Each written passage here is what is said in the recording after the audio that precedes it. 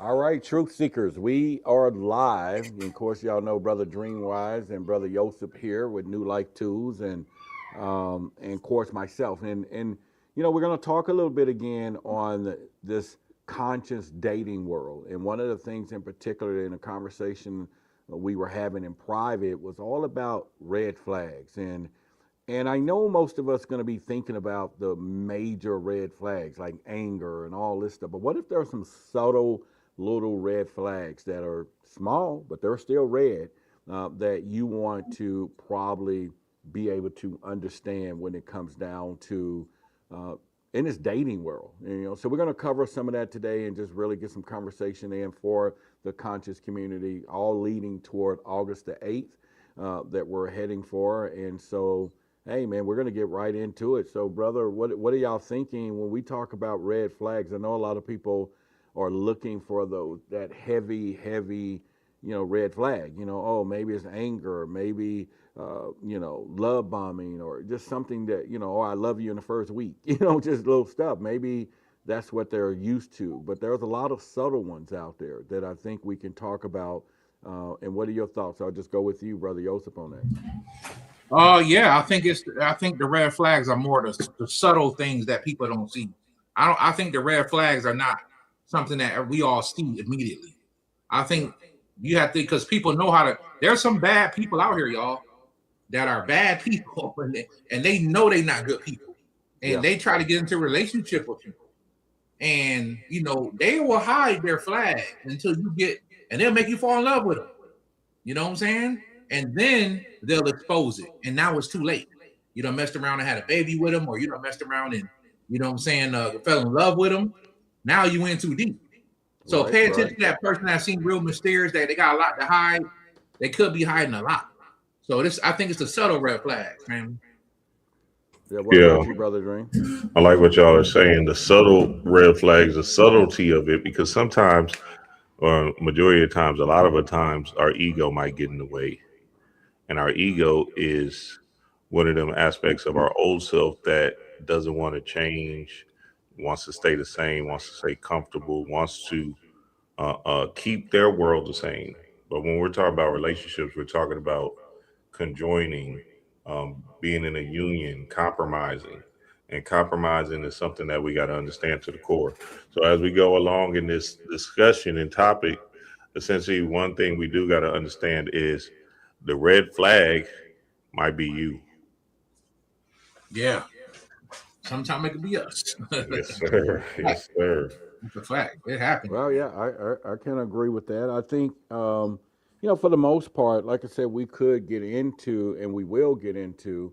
And another thing I think we can touch on toward the end a little bit is this, and I'm starting to find this kind of in more of an experience of this. We're talking about the conscious community, and Brother Joseph, I know a lot of us are strong on manifestation. We're strong on, this spiritual side of things, but I think we're going after the red flags. We can kind of lead into this a little bit, but what is it when it comes down to when we just think we're going to manifest the 100% that perfect person, and then like there's just no human process in this thing. So, what are y'all thoughts about that? And then we'll get into the red flags.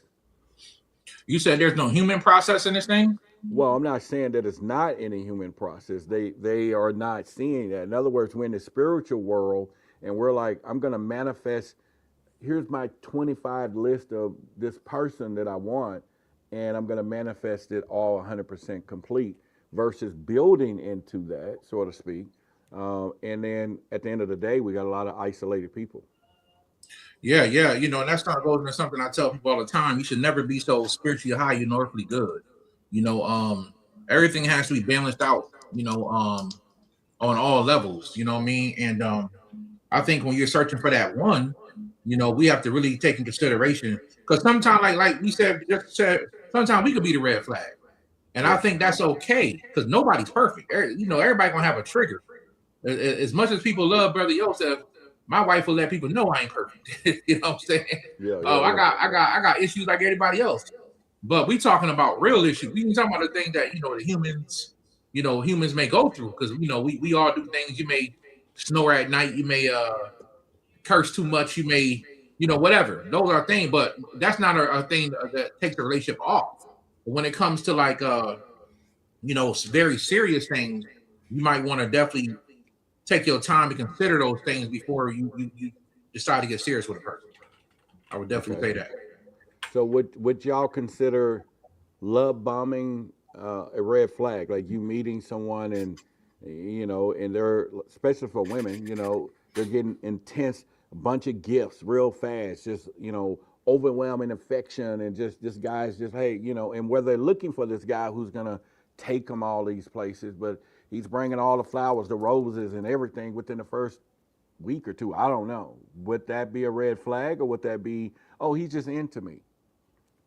I think your spirit kind of knows. Sometimes your spirit will tell you the first thing, the first time you see him or meet him, you'll feel it and you'll know it. And see, that's what we're talking about when we're talking about really tuning into that sense, that sixth sense that gives you this feeling of, if somebody's being kind of creepy and kind of what I'm saying, thirsty. And if somebody is trying to, if somebody's really into us and really trying to impress us, there's a good book that I read back in the day, The Art of Seduction by Robert Greene. Very fire book. A lot of people think it's a book on how to con people into liking you and stuff of that nature, but it's more so the psychology behind the dance of courting somebody, behind the nuance of what it looks like when you're really into the person and they're into you and y'all are having this back and forth dance. See, the aspect of lust will make somebody love bomb for ass, but the aspect of love will make somebody love bomb for, power and strength in a divine union. But does it look the same though? Is it the same, approach? It can look the same on with the first, which if your first eye is not open, and that's why it's important to have your psychic power centers online, because you can tell, how you can feel, you feel it, right? It's an essence, it's an energy that you feel, it's a rush, right? If somebody's into you. You get what I'm saying? We know, we've been there. We know if somebody's really into us, and we know if somebody's, kind of moving us along in a particular way, right? Now with the goddesses, they have to be more and they have the more keen eye or intuitive powers to know the goddesses, especially the goddesses, because they can sense it.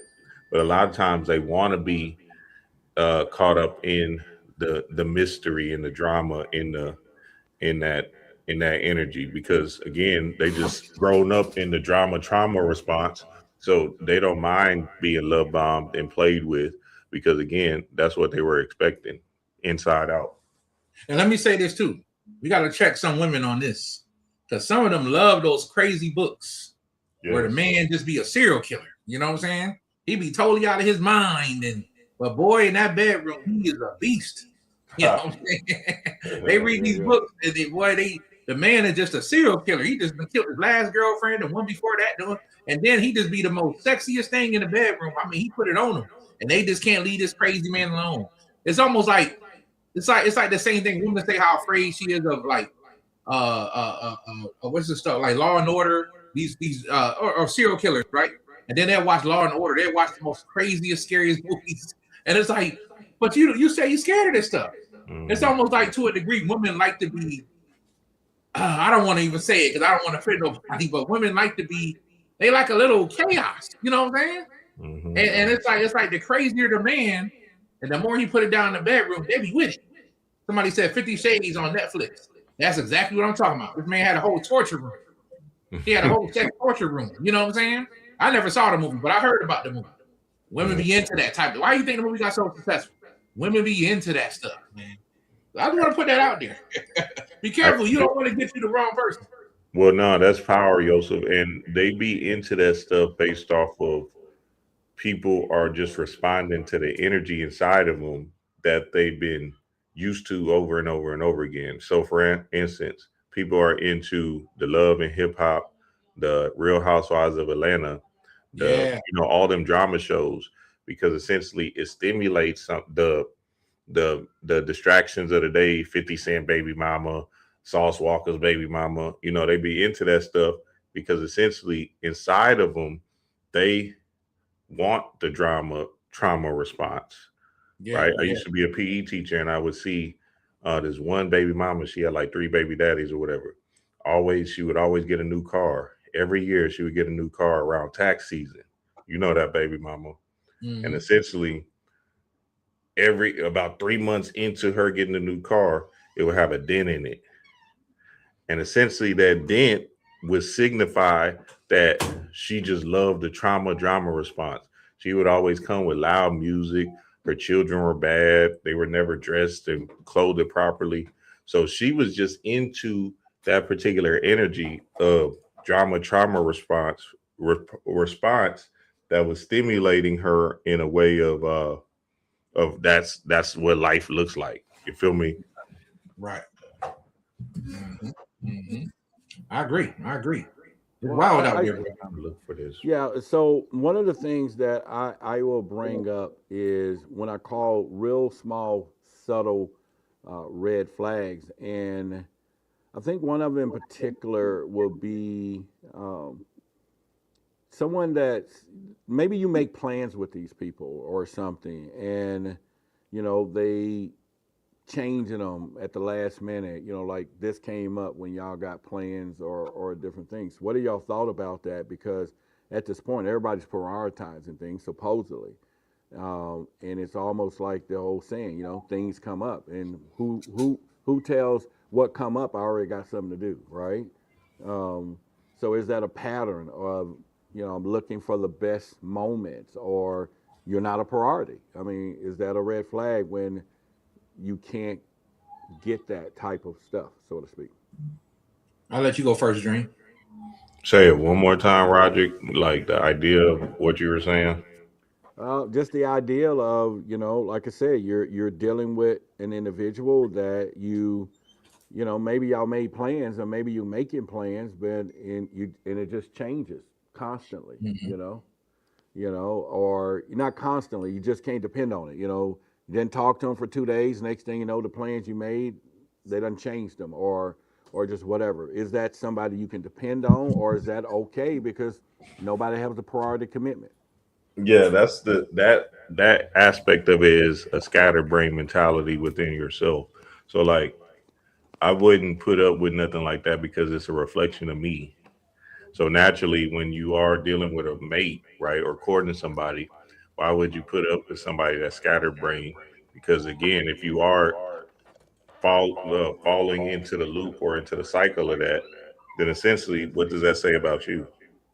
You feel me? That means you don't got no morals, no standards, like Joseph been saying for years. So essentially, we got to have more standards, more morals about ourselves, more high regard about ourselves than high regard to that ass. So you might have that ass, and you might be like, but damn, you might go to sleep every night like that. But that ass, but God damn, but she playing you like a fiddle. She Peter Piper in this hole. She in there going crazy, and you just having dreams about, man, if I could just get behind it one time, and she just giving you the blue ball. Hey, I'm just telling you what it is. You got to have standards for yourself. Yeah, and you know what I'm saying? Why would you want to even enter into a goddess like that doesn't really appreciate you? The sex is going to be whack just based off of y'all energy is not really in alignment and in a congruent state of love. It's going to be a lust thing that you do. And once you bust, you're going to be like, oh, all right, what am I doing? Right. You know, and that goes into like what I tell women all the time when it comes to men. Some women don't want to submit because they think that they're being controlled. And what I tell a woman, the way to really control a man is to submit. How about that? I'm telling you a fact. If you submit to a man and you treat him, you nurture him, you take care of him, put his clothes out, make sure he got a meal when he come home. This man will come out of his pockets with no problem. You know what I'm saying? Some women want to do it in reverse and say, okay, I'm a boss chick and I'm gonna make him give me some money. or he act like he don't want to do stuff for me. Well, what are you doing to make him? I promise you, you treat a man, you nurture him, you give him that love he need. We need a little nurturing, a little encouragement. You know what I mean? You know, stroke our ego a little bit and let us know that, hey, baby, you could do it. You the best. I'm telling you, you can get whatever you want out of this man.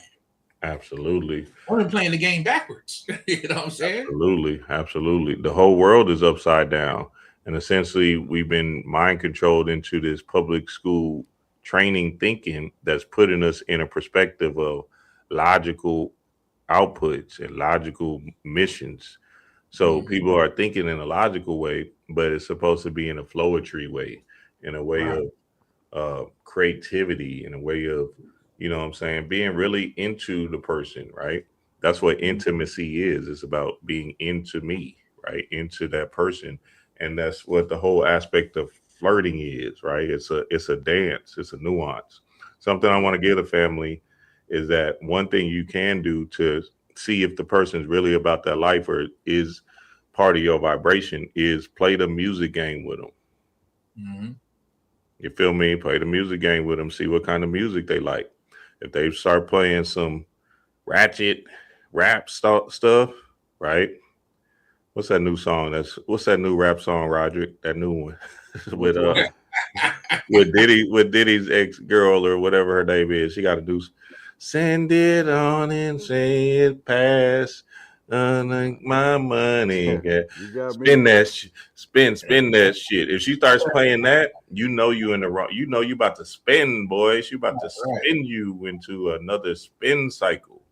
Spending all that money fast. I like the girls is going to that. You got to stay away. Say what's her name? MIA. Yeah, Miami. Yeah. Yeah. Spend it. And spend it. If she start playing some Stevie Wonder, you like, all right, I see. Okay, we might be, we might be in here or something. You feel me? I just called to say I love you. She start playing that, you better what? Right. Okay, hey. And let me, and you know what, brother, let me say this just to defend the woman a little bit. I understand some of y'all like the ratchet music. And if you working out to it, I understand. Maybe that's your motivation. Because my wife listens to rock and roll, hip hop, country music. She like all types of music. But when she working out, she got on Cardi B or something like that. You know what I'm saying? I hate it. I ain't gonna lie, I hate it. But I can see that she don't. Since she been listening to her Cardi B and working out, she lost 45 pounds. You know what I'm saying? So if that's what motivate her to go, cool. Just don't be playing that around. I don't want to hear all that. You know what I'm saying? But if that's what motivates you, go and do what you do, baby. Go do what you do. Absolutely. My wife coming in right now, D Ray, and what's that song? Spend it all my money. What are you talking about? Play that song that you were just playing for me. Why don't you play it on here? No, I'm saying tell the people that you love that song. That spend it.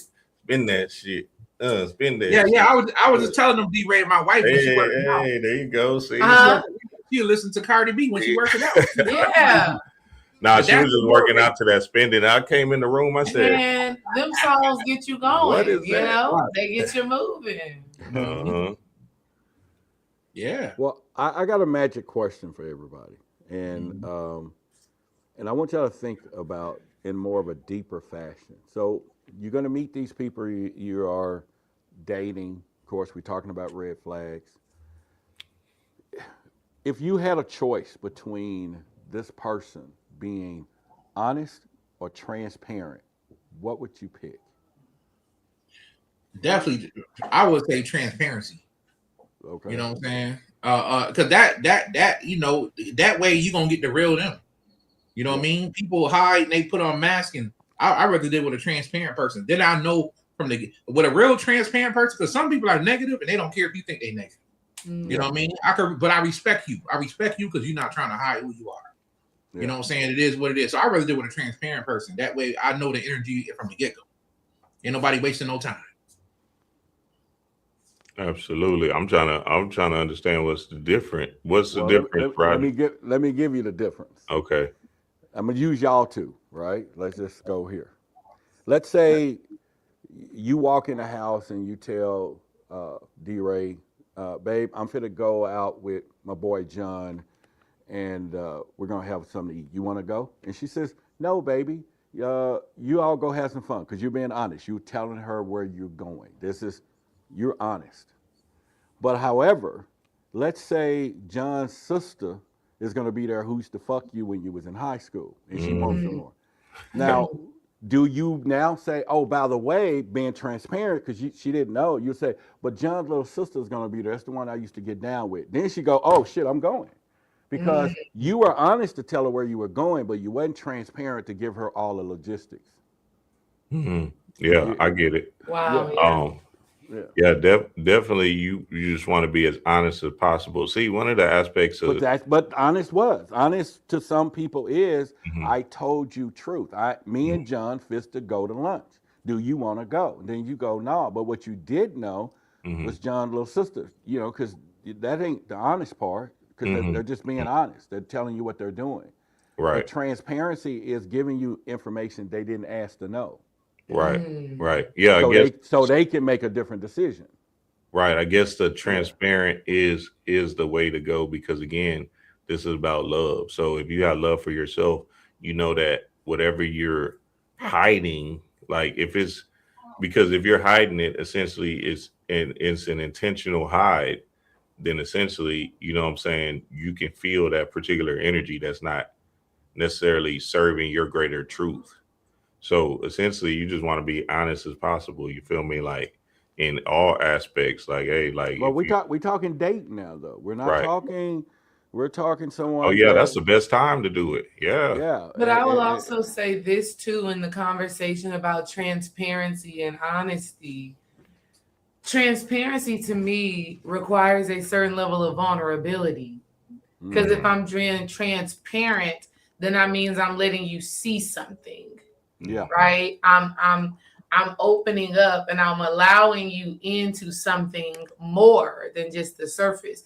And so what I will say to that is transparency is also something that probably should be earned with some time when dating, right?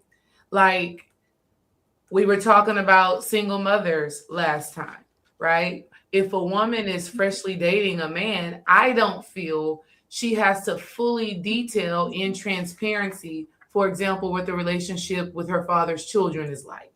Yeah. She can be honest and say, hey, I have a child or I have children. Transparency will be going a little bit deeper into what that dynamic is like.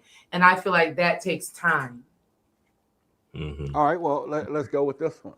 And this is just an example. A woman meet a man, and he tells her he's honest. Yeah, me and my girl that I used to be with, we broke up, and me and their kids didn't get along. And you'd be like, okay, he's being honest. Well, I got good kids, so you don't have to worry about that. You know, the woman would say. Well, he was honest. They didn't get along.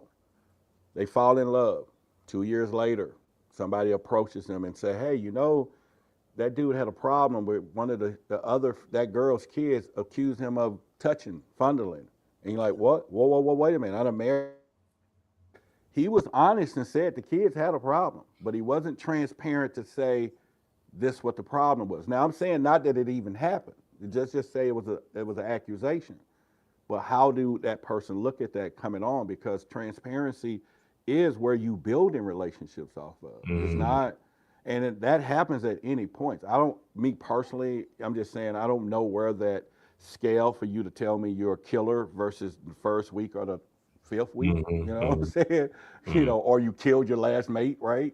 So it's like, where do you get this and how do you want to, you know, address things that people are not telling you when they feel you shouldn't know? And you may make your decisions based on, so like even with business, you know, someone will call you, or just not business, someone will call you and they'll tell you about this guy, a girl, and they're giving you a surface level. And then later on, they tell you a little more, and then your answer changed to them. They're like, well, why you change the answer? Well, I didn't know what I know now. You get what I'm saying? You wasn't transparent in the initial conversation. You know, and now all of a sudden it's a different story. And then if you are asking these questions, and we're talking about dating, when do your request for transparency is not reflected as narcissism? Oh, Mhm. now they try to be controlling. Mhm. It's like these are red flag things I think people should really think about, especially if you get to a point like Dreamwise says in the beginning. If you meet that person, or Brother Yosef mentioned, that that y'all connecting on this energetic level, and you may appear that this is something you want to go further with as quickly as you can. Not quickly, but move in several levels. Because I think at some point, you can tell somebody can tell you enough stuff up front, you can turn and run. You'll be thankful for that, or Mhm. you'll find out the wrong way, and then, you know, Mhm. that's No, just I my get it, question. Roger. I get it, and it's a powerful question, and it's a tricky one as well because I had coined this phrase: my past doesn't dictate me, my vision does. So essentially, like everything in the past doesn't necessarily control my reality right now.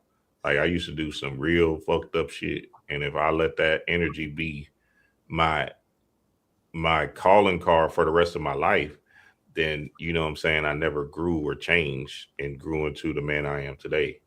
Like I can't let me having uh scam the like check fraud scams and stuff like that, Mm-hmm. and kick door vibrations, and be just because I was a whole different person then. So now somebody has to judge me for the rest of my life when my prefrontal lobe wasn't developed at 19, 20, that I was supposed to be morally righteous every step of my life. It doesn't make any sense. So here's Now I get the that pedophile thing, I think those are the worst people ever. Like, so you know what I'm saying? But but hey, here's what I if want to say about the transparency and honesty part. mm-hmm, When we first started dating, I did not know that he had that past. I did not know that he had a past of drug abuse. I did not know he had a past of check fraud. I did not know that he had a past of frequenting strip clubs. It took a while for those things to come out. And I guess that happened once there was a level of safety and security within one another. yeah, And we that makes realized sense. that we had the capacity to hold heavier things with one another, Mm-hmm. right? And so we can't expect when we're just now in the dating phase or getting to know somebody. That's why I said the timing of how a relationship unfolds is important, because I didn't reveal to him the reason why I act like this because this happened to me when I was a kid. Like those things that really make us and Mm-hmm. that really determine who we are, it just takes some time. So we have to allow the relationships to kind of unfold for us to get to know each other at a deeper level in that Yeah, way. see what Day Moon said, what's wrong with the strip club?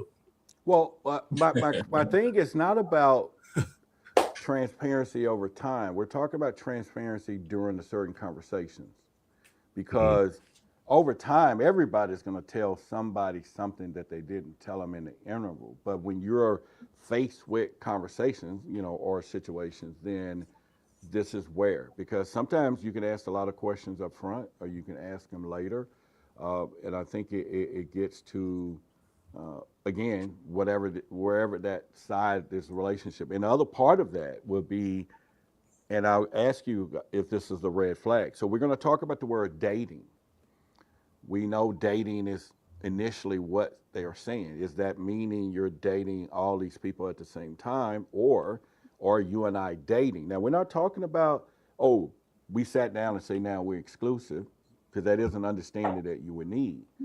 But when we're talking about energy, sharing, and trying to build somewhere, at what point is it these two people, or hey, everybody just get to, today I had one person, tomorrow I met five new ones, I just didn't tell you, but at the end of the day, we're dating, or we're not even dating, we're just chatting. I don't know.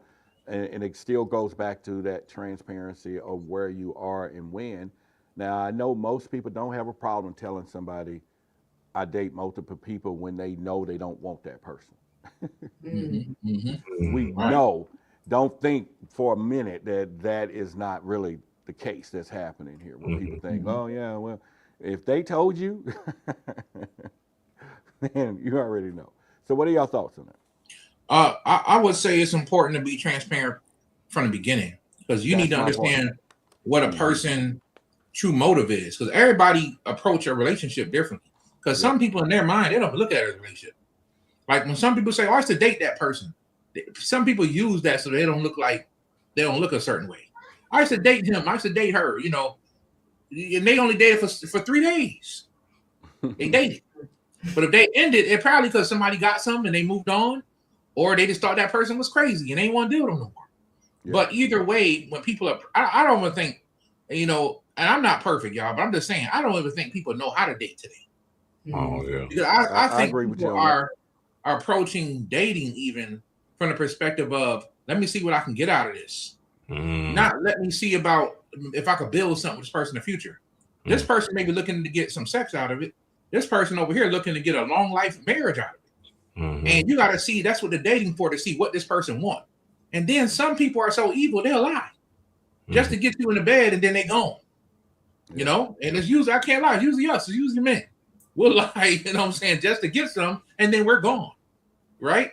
And or sometimes the sister may get with you because she thinks you got some money, you know, and say, hey, let me see what I can get out of them, right? It's a lot of reasons why people appear to approach certain things because people are, and I'm gonna tell y'all why. People are in survival mode. Yes. They're in survival mode.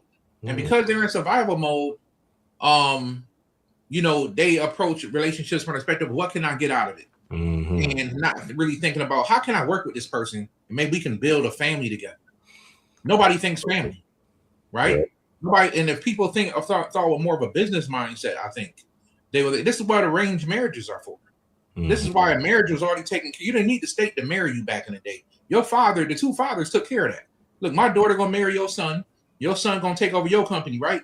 My daughter gonna give you half of what I got, and we gonna take the next generation. We gonna make them more powerful. So your finances are set up, and then the father gonna make sure he get a good, upstanding man that knows responsibility is gonna take care of his daughter. So there was no issue. Now that don't stop him from beating his wife, putting his hands on her. That don't stop him from talking down on her. But as far as her being taken care of, as far as her being financially secure, that was always taken care of amongst the tribes, you know, and the people back in the day. That's what arranged marriage is for, to make sure the next generation can exist comfortably. You know, the rest of that, we got to work out ourselves. Because and I'm pretty sure some of y'all know people like this, but I worked around, you know, when I lived in Rochester, New York, it was like a soup bowl. It was a lot of people that would come there. It was what they call a gateway city. You know, people would come there, get jobs, and then branch out. So we had a lot of factories there. So I would meet people from Iran, Somalia, Africa, and I would just be interested in their culture. And we would talk, and it just amazed me some of the stuff the women would tell me. You know, oh yeah, my dad I grew up with 5 mothers. This is what the women would tell me. My father had 7 wives, you know. I call 5 women mother. You know, oh yeah, you know, my you know, this woman was very, you know, and that's what they would grow, that's how they would grow up. And so their perspective was totally different than women over here. You know, there was really no dating. There was really, when my husband come calling, I gotta go. Because one day he gonna come for marriage and I'm gone. Already arranged. No, that's fire, Joseph. That makes a lot of sense. Back in the ancient times, they did have arranged marriages. And one of the biggest aspects of it was because they didn't put so much weight in these particular things we call lifetimes or these life, right? So they knew they was going to come back and experience something else 3-4 lifetimes away. In the Asian culture, they still practice this.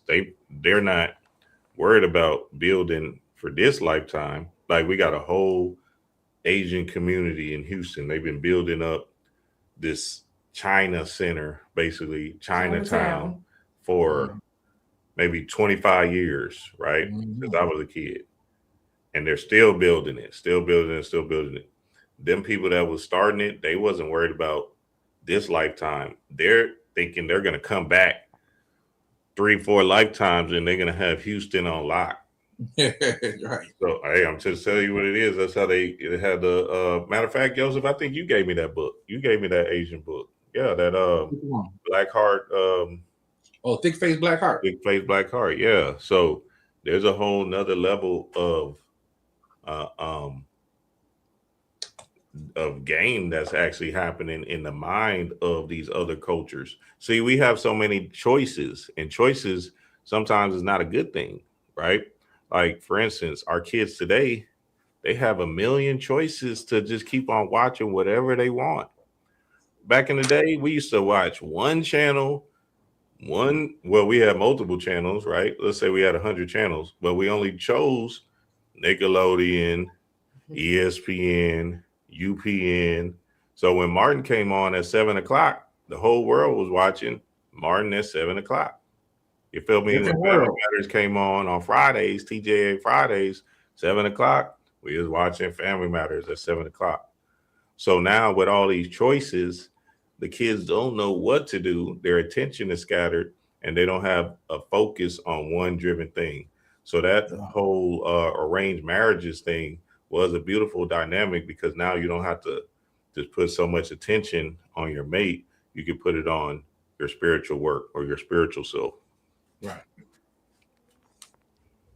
Yeah, that's pretty interesting there. What about, let's say we could talk about reinforcement, just being present. Like, some people, is it a red flag that one day, they are present and then the next day they're completely gone, right? You're going back and forth. You're creating this addictive anxiety. Is this a game? Is it a red flag? Or should you build this way versus starting over all the time, so to speak?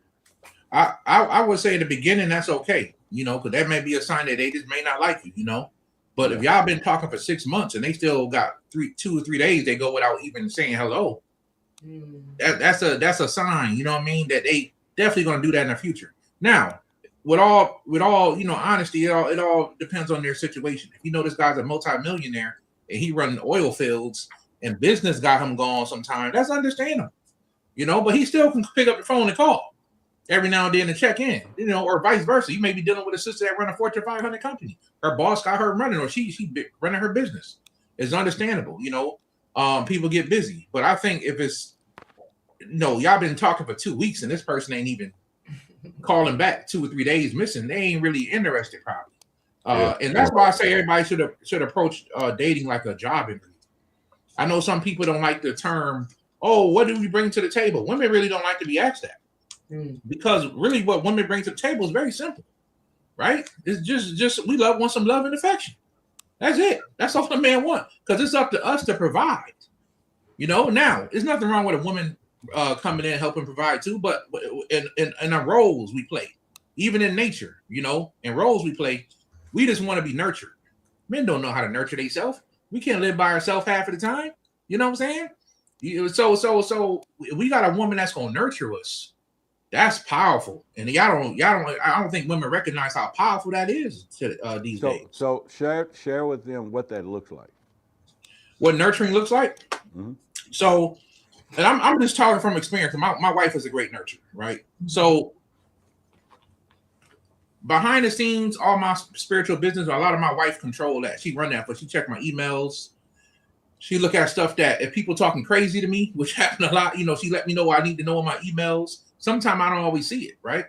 I wake up in the morning, my daughter get breakfast every morning for school. She get breakfast. Just walking as a man, waking up in the morning, seeing your wife in the kitchen with almost nothing on. You know what I'm saying? Cooking in the kitchen. Nurturing is very beautiful, very sexy. You ain't got no problem that day coming out of your pocket. You know what I'm saying? Because she's doing what my job is to figure out how much money I'm gonna make that day. Or figure out what the car got to be fixed, the grass need to be cut. I'm gonna do what I got to do to make sure we solid. You just keep feeding everybody and nurturing. Hey, honey, did you take your vitamins today? That's what it looked like. Yep. Oh, you were checking on my health. Okay, thank you. I don't want to go to no doctor. I don't want to do this, but thank you for checking on my health. You know what I'm saying? Okay, let's talk. Let's have a conversation about something I enjoy that relaxes me. That puts me in a good mood. Let's talk about aliens. Let's talk about what's going on in the world. Let's talk about the mystic system, whatever, right? This is ways you can nurture your man when he's down. Oh, it'll be okay. You can do it. Speak life into this man. This is nurturing him. These are the things that you can receive. And I'm telling you, get a man like that, and he's a good man. He understands his position, and you understand yours. Ain't nothing y'all can't accomplish together. Nothing y'all can't accomplish. And that's why I love couples like D-Ray and Brother Dream, because they're a good example of being spiritual, being together, and making it work. You know what I'm saying? There are real couples out there that can do that, family. You know what I'm saying? And people need to see that. Now, my wife is not as into this talking in public. That's why I don't bring her out like that. But at the same time, it's good to have them on because people need to see that. So that's kind of what nurturing looks like, is getting that from your woman. Nurture. I know what I got, and that's important, ladies. Excuse me for talking so much, but that's important, ladies. You got to make sure this man he knows what he need to be doing. If you're dating a man that's 40 and he don't got no clue what he want to do in life, that's unacceptable. I don't judge a man under 25. He don't know nothing. He's still figuring out his life. But if you're 25, you better be doing something. Yep. You better be on the verge of doing something. I teach the man around me, don't even date until you get your stuff together, brother. You know what I'm saying? Go get you a job, and you ain't gotta be rich. Get you a job, start investing, start to work on yourself, then go date. Don't be dating like, yeah, I ain't got no job right now. But can you pay for this tonight? I've heard stories like that where men do that. You know what I'm saying? So, that's all. I'll let somebody else talk, but I just want people to really think about these things, because these things are important. No, that's good, Joseph. And that's what it is basically just the Trinity, right? When we think about it, it's basically the masculine is the one. He goes out, gets the food, go hunts, right? Go bring it home. To the two, the woman who cooks it up, who nurtures it, who has it in order, who puts her creative in on it, right? And then the three is the understanding, which is the baby and the manifestation of the home, right? So yeah, it's powerful. And we just got to get back to that. Like, men got to be men, women have to be women, and the more you tap into loving on yourself, the more you'll start to understand your divine essence as why you came down here in this particular incarnation as a man, why you came down here in this particular incarnation as a woman. And you just got to let it go. A lot of women want to be men, and a lot of men want to be women, and it's backwards, right? And they just did that to mind fuck you in a particular way to keep you from your divine power, keep you docile, keep you in this renegade spirit. But you have to move back into a more holistic spirit with yourself to have a union, a divine union with a mate. So yeah, that's fire, Joseph. All right, so you lead me into Dreamwise, the idea when we start thinking about, I'm gonna reject this person. They could be viable, could be good, but I'm looking for that perfect vibrational energy. That's the problem, Roger. You can't look for it. It just finds you because you are essentially looking for yourself. This not no goddamn. This ain't no where is Waldo? We're not looking for no mate. See, that's the problem. People are looking for a mate. You got to look for yourself first, and then the mate will come. Essentially, what you got to do is work on yourself, and you'll attract the right person to you. Boom. That's it. You're right, brother. That's exactly what it is. You work on yourself, and if you want a husband, you prepare yourself as a woman. You fix yourself, go through your shadow work, your trauma, fix yourself, and I promise you, the vibration of the universe will bring the person you want. You know what I'm saying? And be realistic, because sometimes women want a whole list of things, and it ain't no such thing as a perfect man. You just ain't gonna get him, sister. I'm sorry. He may be fine, but he may be crazy. He may be crazy, but he may pay the bills. You know what I'm saying? I'm just joking, but with all that being said, you still ain't gonna get nobody perfect. It just ain't real. He got to make this amount of money. He got to be 6'5". He got to be. It ain't real. You ain't gonna get the whole package, because even if he got the money, he's 6'5", something's wrong. You ain't gonna get nobody. The universe don't get nobody perfect, and that's because you only become perfect when y'all together. Mm-hmm. Together, y'all can create perfection, right? So, and ain't people who don't want to be in a relationship. That's cool. There's some people today who don't want to be in a relationship. That's fine. There's nothing wrong with that, even if you're spiritual. But if you're serious about finding somebody and being with somebody for life, the most powerful thing you can do is understand your role. as a man and understand your role as a woman.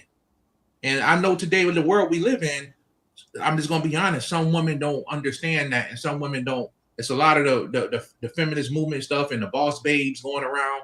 And look, I want women to get money, get all the money you can get.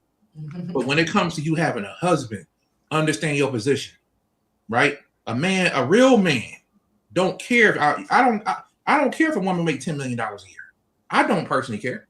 You know what I'm saying? That's not what I'm trying to get with you for. Only a bum. Mm-hmm. I'm a real man, so I can say it. Only a bum will care about how much money a woman makes. You know what I'm saying? What he should care about is if she's going to support his dreams and his goals, and can we work together as a team? And is she going to be nurturing? You know what I'm saying? Does she got nurturing qualities? Those are the most important things. Absolutely. All Yeah, right, it's so it's in a goddess's instincts to be a nurturer, right? It's just in their DNA. So naturally, it's something that they have to accept without being so influenced by the gram. You feel me? The Instagram and the Instagram models and this and that. Some of them females, It's a lie, y'all. right? Some of them that y'all looking at on Instagram, they lonely as hell. They sad as hell. There's literally CIA programs that's trying to break up the family structure. Mhm. They're teaching people how to. This, I'm telling you, it started way back when.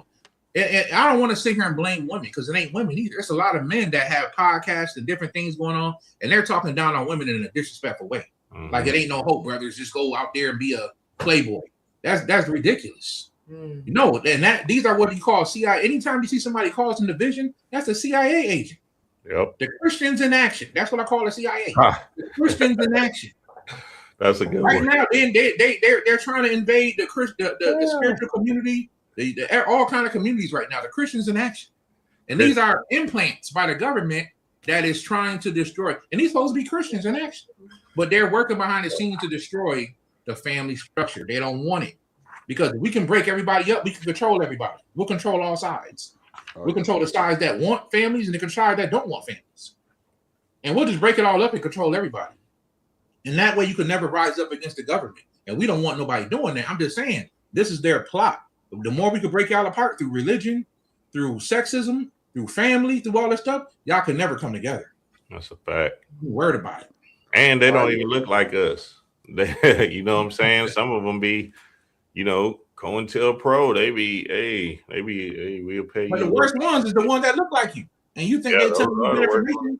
Yeah. You know, I'm gonna be honest. You know, what's the lady that she just had? You know, the doctor. They found out she wasn't even a doctor. Dr. Brian. Right. You know what I'm saying? Yeah. She out here giving. She's getting paid to give information. Mm-hmm. And I said it last year, earlier this year at our other event. I said I don't like her. I remember that. You're a single woman giving relationship advice. When she was sitting there with Cam Newman, I'm like, this is the dumbest interview. You know what I'm saying? Why would he even live? She's not even married. And she come out and said she's a cougar. She likes young boys. Mm-hmm. That go to show her mind at. You know what I'm saying? Yeah. So much respect to her, but they said she calling herself Dr. Brian. She was never a doctor. And she can't prove it to this day.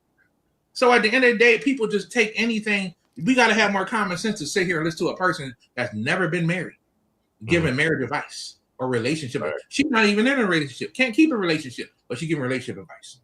Yeah, that'd be the craziest thing. Let me read this real quick to you, Roger. Y'all go get this book, Encyclopedia of Spirit or Encyclopedia of Sacred Sexuality. Rufus Campausan, Encyclopedia of Sacred Sexuality. Now look at this. It says dualism and the promise of union. Both man and woman are considered the living in the flesh and on the spot manifestations and representatives of the omnipresent dualism that permeates all and everything, above and below, from galactical clusters to quantum probability states.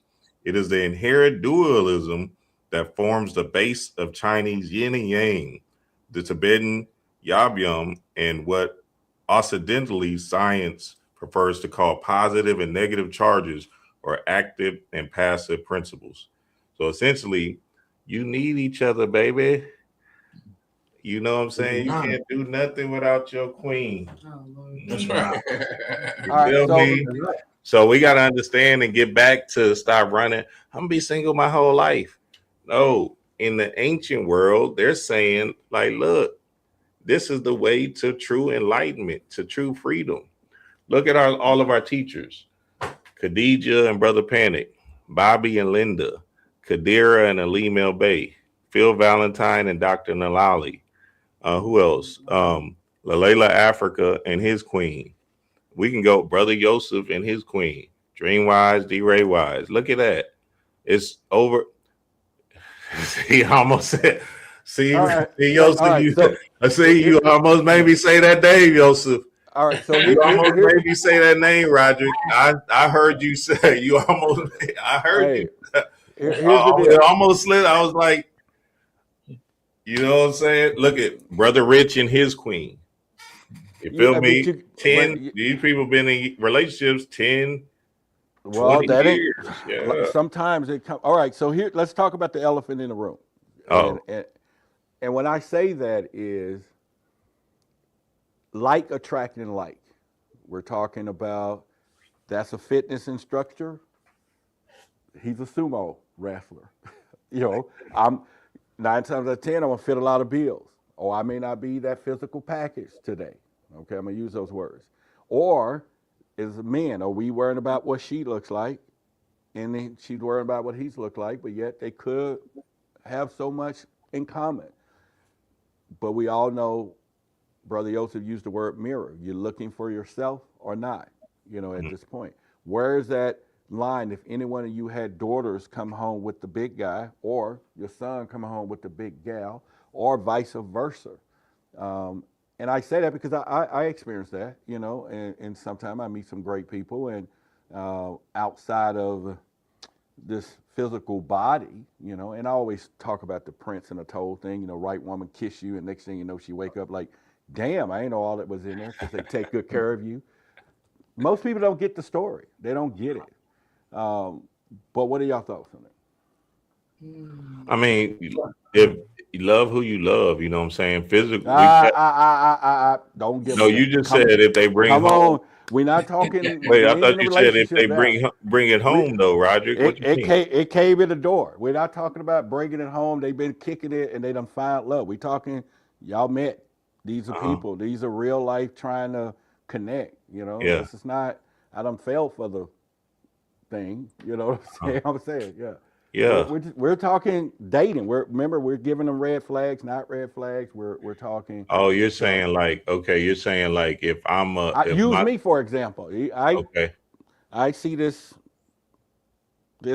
pretty fine thing, yeah. This pretty fine thing, you know. Uh-huh. And now I'm good at because I done worked on me at the inner me. Right. Okay. And Okay. all of a sudden, you know, I may not meet the outer shell of this thing because on their list of things that it looks like this. You know, the package came, but it was in a bigger wrapper. You know, just whatever. Yeah, and vice versa. You know, would a man accept the same? So we're talking real life experiences, but we're talking love too.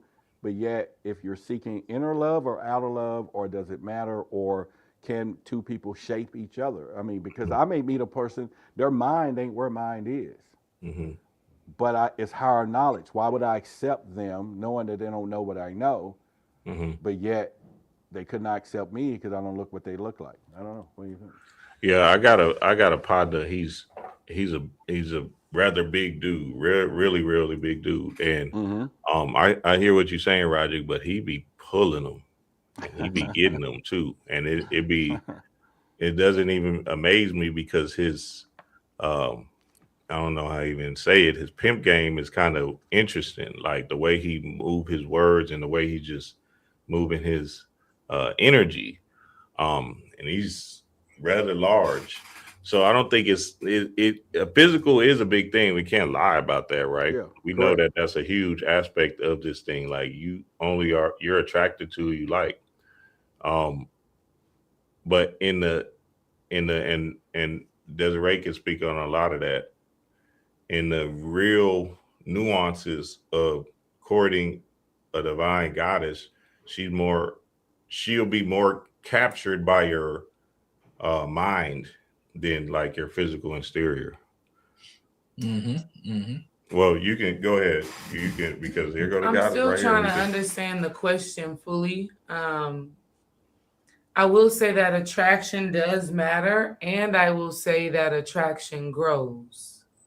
I I feel agree. like a part of the like attract like is not completely based off of how you look, right? Like that attraction can be something that starts with how you think, how you were raised, past experiences that you've had, and then that physical attraction expands and grows, right? So I think if a person is in a relationship with someone else, number one, you have to have that confidence, that love, that self-awareness and that self-assurance, right? You don't want to be trying to build something with someone, but in the back of your mind, you're wondering if you have what it takes for this person to actually want to be with you or want to commit to you, because that energy does get picked up on. That energy does, people can feel that, and it can affect how the relationship unfolds. So I would say that is number one, having that self-assurance and that self-confidence. But going back to what we talked about earlier with that transparency, in a situation like this where you're wondering if that attraction has enough to sustain you, I think that's where those open and transparent conversations come through, right? Like, can you see yourself being with me with who I am today, right now? Not the potential of me when I'm so many pounds lighter, not the potential of me when I got that job or got that role or whatever the situation may be. It is, how do we fit? How do we match each other? How do we connect right now?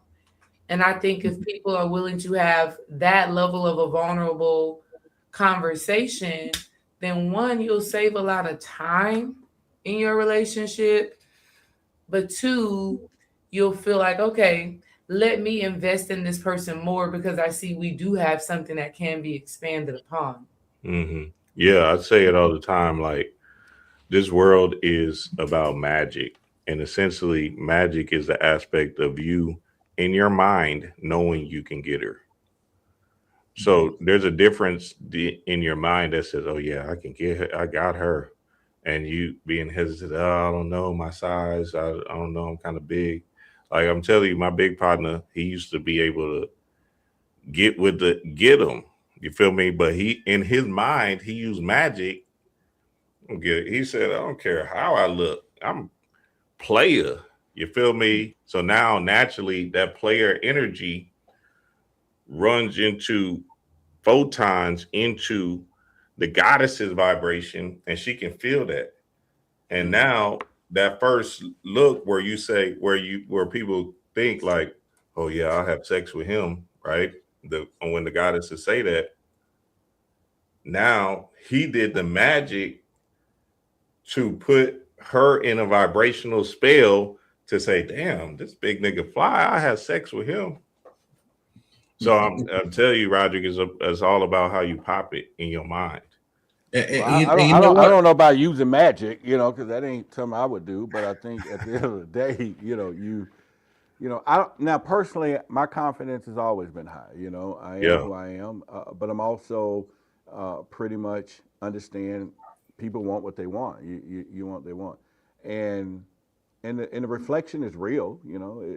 I can ask myself the same questions. And what would I do? And so I don't never discount anything for what people want, what they don't want, who we want. But there's also this theory that a rich man will take a broke woman, but a rich woman won't take a broke man, right? So it's like, where it goes, and I'm not saying it could be a hypothesis, not it don't have to be legit. But the other part of that, I know us as men look at things a little different, and when it comes to certain things. Now, I can use the conscious approach where we are now because it is important that if you're going to pick or get involved with people in our communities and where we at. I mean, it's no different than they're a babe in religion over here and they're this over there, or maybe they're a rookie and never been married and you have, because that marrying a rookie ain't no joke.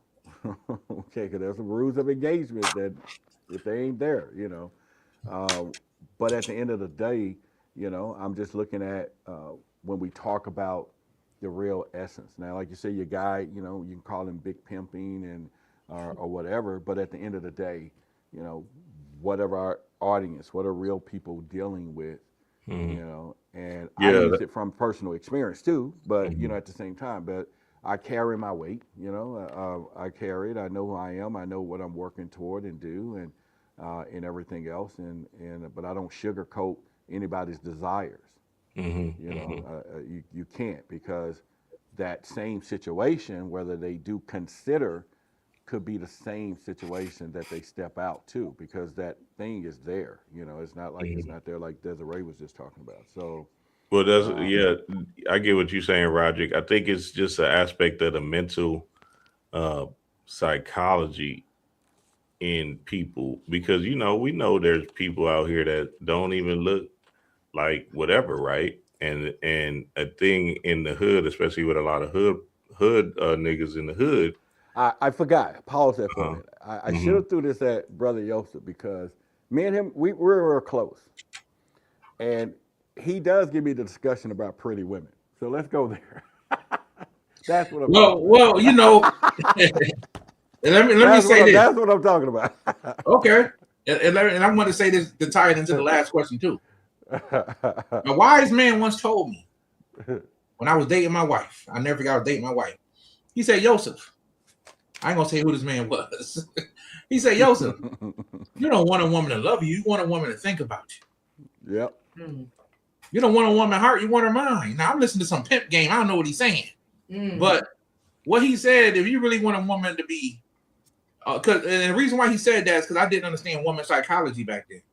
A woman cannot be physically attracted to you and still be in love with you. Yeah. She can love you for various reasons. She can like the way you walk. She can love the way you talk. She can love the way you think. She can love it, and that's because she's emotional.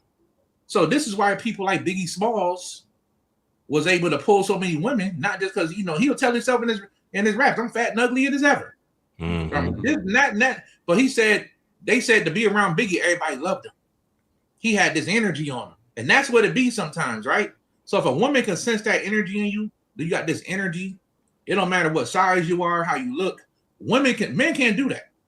Men, we are very logical. We like what we like. We see it, we want it, and that's just the end of the story, right? Yeah. And you got to really love a woman for her to go big and small and all this stuff and to still be loving her. You got to be in love. But a woman could be in love with you from the time you small, you get a little belly, she still love you. You know what I'm saying? Yeah. And that is just the beauty of a woman. You know what I'm saying? The woman has the ability to love beyond. You can break her heart, she get right back with you. And then you break it again, then she get right back with you. And then you break it the third time, she get right back with you. So a woman can love. You break a man's heart one time, it's over. You know what I'm saying? We done with you. We don't want to hear nothing else. You done violated, right? A woman can keep loving.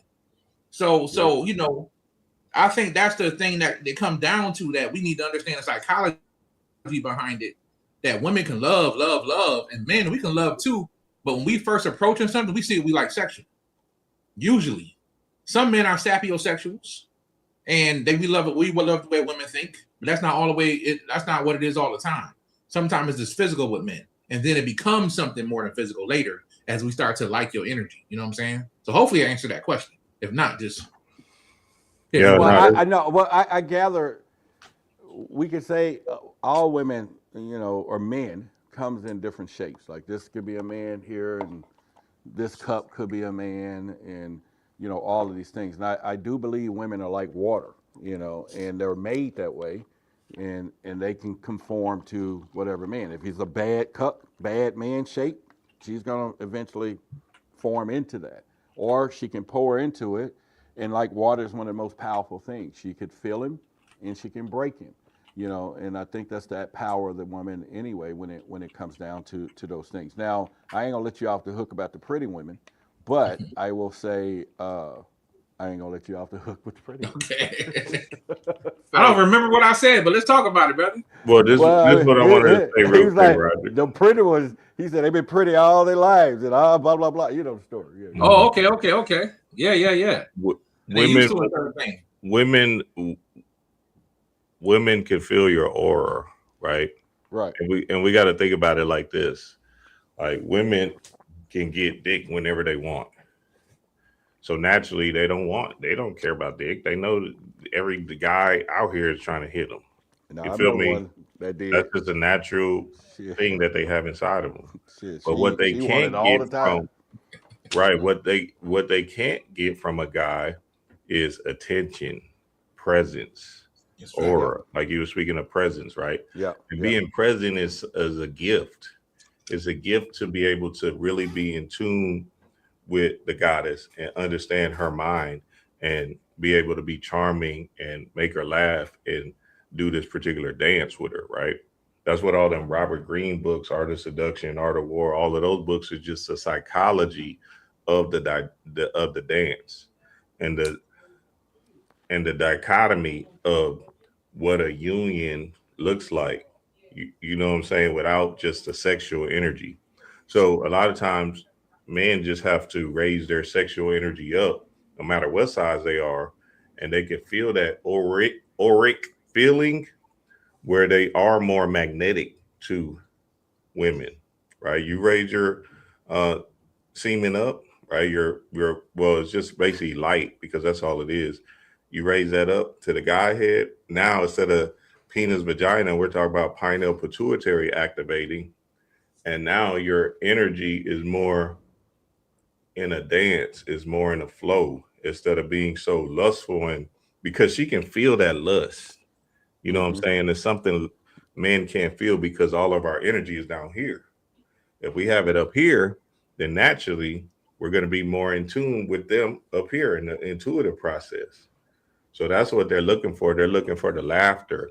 They're looking for the charm. They're looking for the conversation and just your presence and aura, and not the neediness either, because she can feel that neediness too. So it's based off of your aura. A lot of times a woman with a man that don't want her. Yeah, see, that's what I'm saying. It's based off of the aura. You know what I'm saying? So that guy that walks in the room and he not paying the woman no attention, but all the women paying him attention, all the women want that guy. Mm-hmm. Because what is it about him? And sometimes, and I've seen men of all shapes and sizes, all nationalities have this energy. I used to work in a security program when I was a kid at 16. We used to work for the police department. It was called Teens on Patrol. And we used to, you know, we thought we was real police, but they used to put us in a rec center. Sit down here, don't move all day.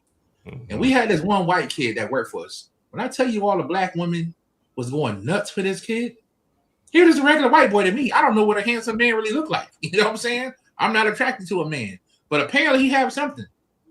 And he was just a regular white dude. And all the women wanted him. And what it was his energy. He was really tall, first of all. Women usually love tall guys. But he had something else. And I think not only with that, but he was very confident. He was never shriveled up around women. And he was really smart too. And I think, and just the girls is always talking about they loved him. They loved him. And he didn't even notice. And I was like, hey, bro, you know, these girls is loving you, man. And he's like, oh, really? I don't know, man. I don't. So what it really come down to, when you got a certain energy about you, women could tune into it. Mm-hmm. And you could just be that person, you know, and then the way you walk, the way you act, women just know it. Okay, this guy different. Mm-hmm. You know, he's going somewhere in life. Like they said, women could look you up and down one time, know where she want to marry you, have your kids, and be with you for life, just from looking at you up and down one time. Yeah. You know what I'm saying? That's amazing. That's an amazing gift. Your aura is gonna speak before your words. Aura. Yeah. So like even even in the conferences, and everybody coming to the conferences, the 8-8 conference in Dallas, come on pull up. Hey, the link is in the description. Check it out. Everybody coming to the conference, you're gonna feel Brother Yosef aura when you walk into that room. See, he laughing. Yeah, but everybody put a one in the chat who've been to the conferences who felt the aura. Really like, God damn. I mean, the energy is there, you know. Well, yeah, you feel it, huh, Roger? I mean, he's like, Well, yeah, and I get that a lot, too. Uh-huh. I think we try to command our energy levels to do what we do, and so what I'm gonna do now, I'm gonna pretend that I know y'all too, Oh shit. and because I do. You do. That's what I was about to say. Pretend. That, that was the whole point. But the other part of this is, Brother Joseph, you know the position that you're in as a tribal leader, chief. And I'm leading a community. Is there a particular type of, if you were doing it again, is there a particular type of person, woman, that will fit this thing?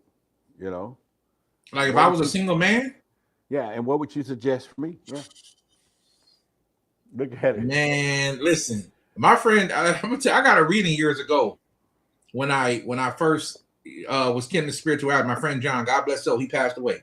He was a master tarot reader. Right, Everything right. this man said came true to this day. He told me that being married was a power for me because if I was single, you know what I'm saying, I would cause women a lot of trauma. And I'm like, what do you mean? I love people. I don't bother nobody.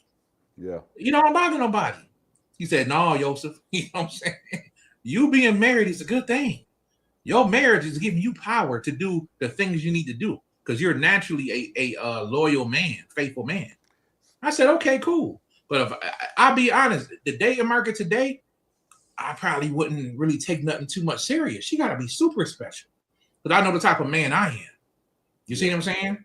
I know the type of man I am, and I know where I'm going. I know what I want. So if I was single, man, you know what I'm saying? First of all, I don't think it's. I don't want to start sounding confident, too confident. I'm just being honest. I know. I know. I see you. I'll blow a lot of these ladies' mind. You know what I'm saying? And I ain't just talking knowledge. And I'll blow a lot of their minds. You know what I'm saying?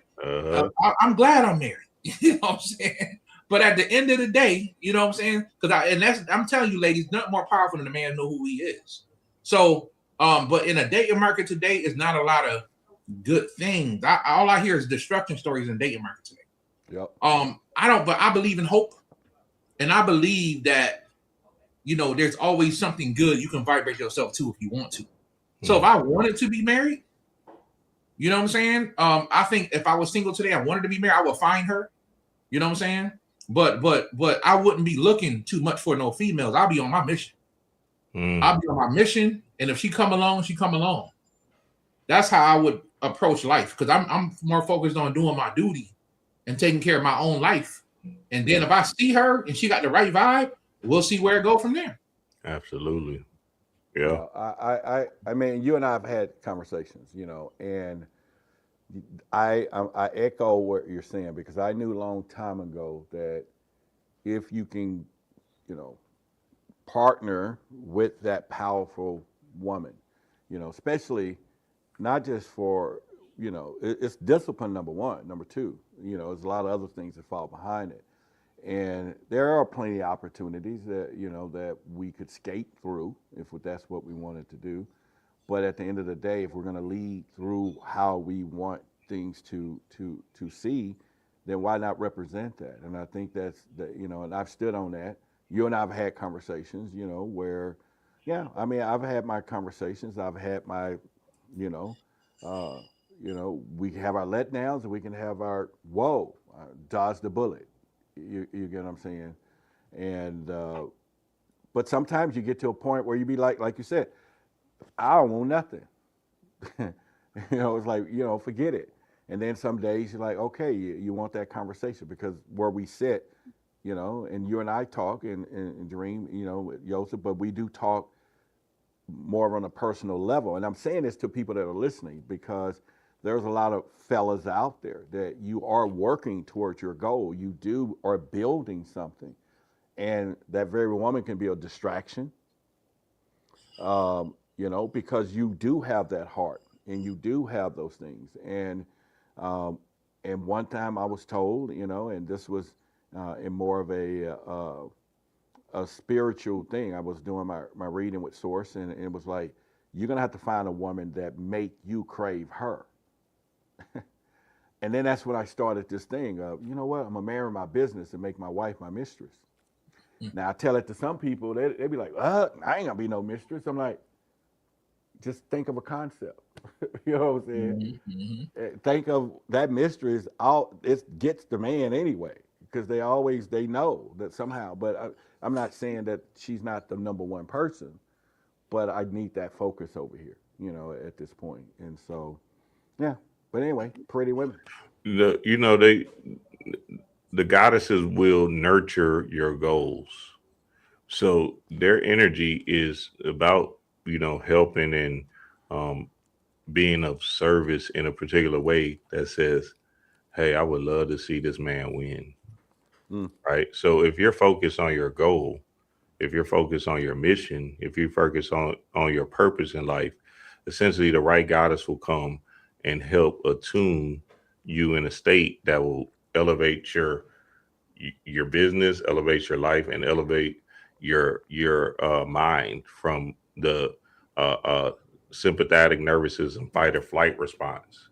Because let's be real, the goddesses are a part of that parasympathetic nervous system that's going to calm us down and make us feel whole, right? And even in the aspects of sex, that is actually a part of healing the nervous system. So naturally, if a goddess has love for you, she's going to put that elixir on you that will actually heal you and sustain your life for the better. Sexual healing. Absolutely. I would hope so. I mean, I agree. I think it's something important there. And so, Brother Yosef, let's tackle what I initially was saying. You got a man that a woman is chasing, and he's, that handsome thing. He's that Greek goddess or god that she's, but not that just him, but all these other women are chasing. And then you got the same opposite effect, where she could be this gorgeous woman. And is there a precautionary tale of that, because it's not their fault that they was beautiful, I agree. I agree. You get what I'm saying? But is there a precautionary tale there? Okay, yeah. And some people may disagree with this, but I talk about this on my Patreon before too. I tell people, before I talked about it, I showed a video of these two young girls. You could tell they were very beautiful girls. They had to be maybe 16. And all of a sudden, this very creepy man starts to walk behind them. They up there playing video games. And this very creepy man walks. I mean, this man looked like a demon. But he's literally scoping these young girls out. Right? And I had put up on my Patreon, I said, we're going to talk about this tonight. Beauty is a gift and a curse.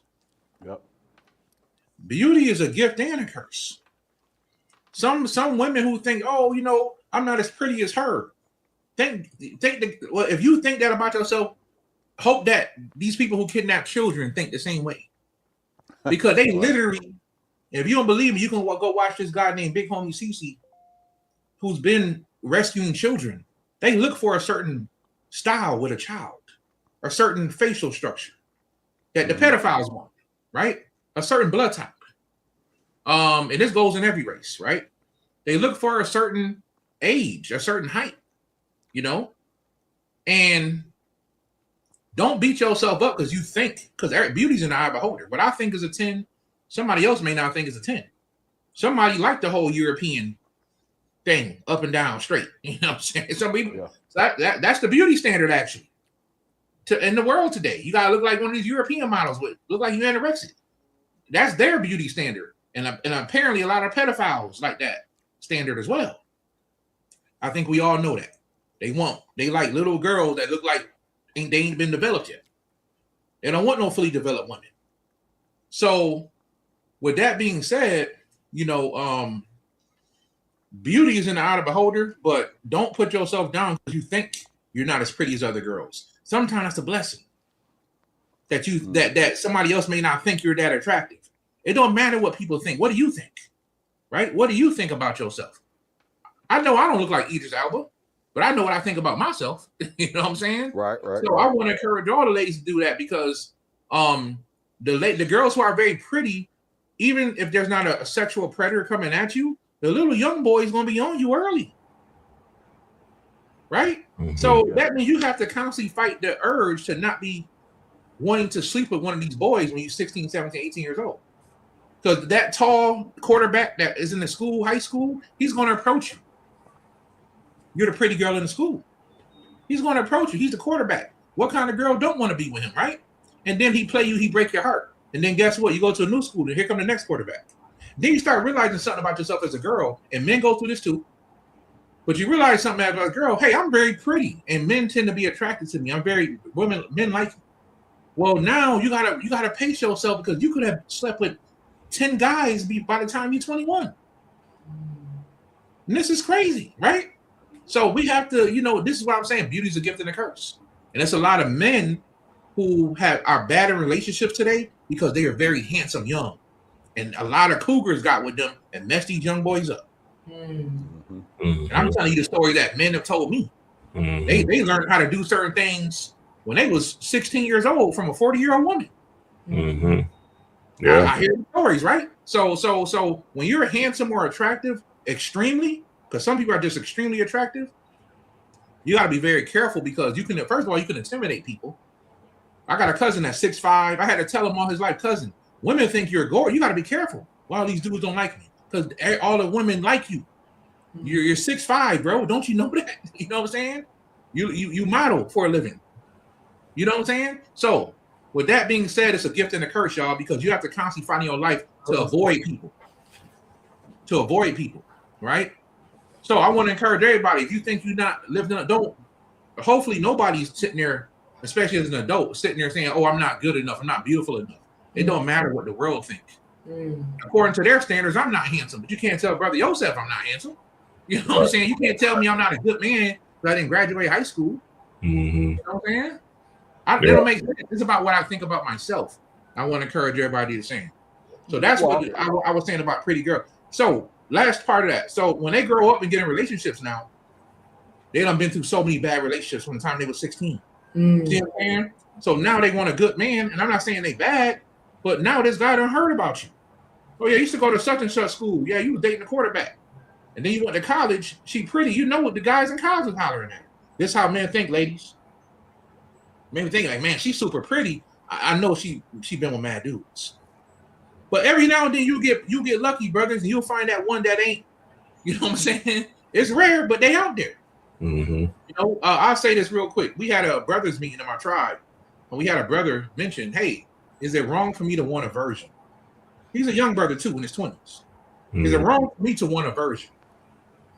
And I said, absolutely not. But a lot of the brothers was like, man, they ain't out there, bro. That's you know what I'm saying? Virgins don't exist, brother.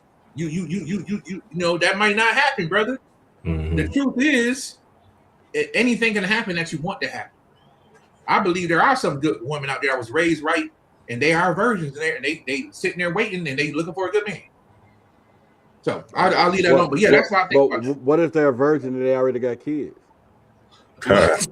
They're a born again version. Born again version, huh? Good day. Born again version. Now, something I wanted to say about what you were saying, Yosef, is that sometimes, and getting back to the aura and the inner world, like I know some guys, they real handsome and stuff, but when they open their mouth, trash. The girl, oh, never mind. Right. So that's what I mean, Roger. Like the aura is speaking before you even speak. So naturally, a goddess can find a guy attractive, but the minute he opens his mouth, it's no butterflies that attaches to her. Hey, how you doing? You'd be like, oh, what the hell is creepy? You know, and that's that gooner stage. Some of them brothers be gooners, right? Where they just jack off every day, 2-3 times a day. And now their light is extracted from their body. And they don't understand that discipline is a part of being a man, and holding your seed is a part of discipline. So you have to say no to particular things in order to be that attraction that the goddesses want, which is the aspect of, damn, that nigga will tell me no. Yeah. Right. And that's why guidance is important. A lot of young people like to listen to older people, but the older people have been through some stuff, and you can get guided in the right direction. You know what I mean? So guidance is very important for these young people. But they need it. Yeah, I think Broderick, you a handsome man, boy. What you talking about? You get and you can speak, boy. You crazy little bitch. You I mean, I got a lot. I got a lot of tricks. I don't know who you fooling. Yeah. I know you getting what. I mean, but don't get me wrong. Sometimes it's the choices that I make too, right? And so you have to, understand. Especially in this community. I mean, we run through a lot of different mindsets, people, a lot of different situations, and sometimes you could meet people that they're seeing with X-ray vision, so they can see the inside, the heart, and all that. But I do believe, and not in a negative sense, one of the greatest attributes today that I've gotten up here today, but now I'm, and I'm working on all those things anyway, was being in this particular suit allowed me, because I got a big heart. And there have been some that may say, no, I don't want this guy because of that, not knowing. Because I can be in a grocery store and I'm just kind of dressing in my little whatever, and you can walk up to somebody and they look you up and down like, whatever. Now I'm going to go to an event, I'm signing autographs, right? So it's like, it depends on what the scenario is. But rarely, if you think about it, people do perceive from the outside. And I think that's been one of the blessings, because I probably would have given my heart to some of the wrong folks and have done it, on many occasions. Now I kind of protect it by all means necessary the best I can. And it does allow me to see things a lot quicker, move a lot quicker, and disengage myself a lot quicker. And Joseph and I, we have these conversations. I'm like, oh, well, and it's just kind of one of these things. And so, yes, I agree that you go, boy. I look in the mirror and like, hey, you do your thing, boy, But at the end of the day, yeah, I know everybody choose what it's free will. We do what we want. So. Absolutely. All right. So, okay, we're going to do some Q&A right quick before we get out of here. If y'all want to. I got to look over here, because if anybody been chatting this whole time while I'm here, my computer's here, so I don't see nothing. I'm just looking into the camera. We'll do some Q&A if anybody want to, and we're talking about red flags Q&A. If y'all got questions, put the word red in front of it, so that way we can highlight it on my end, their end, and then knowing that it's a red flag question that you might have, because I'm sure that a lot of you are encountering certain things that you want to know, is this a red flag, or and is there such thing as a blue flag or a green one that, and maybe one day we'll do that. We might have a show on green flags, when you do move in on that person, when you do lock the deal up, you know what I'm saying? You may not know you need to, but you just may need to, at this point. Right. And so, and maybe that's a show for itself. So I'm gonna look in the chat if any of y'all got. In the meantime, while they're putting those questions up, just real quick announcement. Saturday, we're going to the movie night here in Dallas. For those of you who are going to be coming up here from 3 to 6, then we're going to caravan over to the movie theater. We're going to see Disclosure together. If you have not gotten your ticket and you're here part of our group, we got about 100 folks on our end. Go to entertruth.com and pay for your ticket. Then tomorrow, we're going to buy them as a group. And that way we're all sitting together. Then after it, we're going to have a discussion, because we're going to a nice place where we can have some chill. There's a bowling. There's a lot of stuff afterwards. We're not going to tell you, because if you ain't going with us, we don't want you there. So the other part, just do yourself. But anyway, entertruth.com and go there, pay for your ticket. And tomorrow, TK is going to place the order with our card, and then we're going to have a group thing. And come over here. If you got an Uber up here, we'll try to figure out how we all going to caravan over, so we'll get you to the movie theater. So let's see, we got any questions. Y'all got any on y'all end? Oh, there is a question here. There's one. I'm gonna put it on the screen.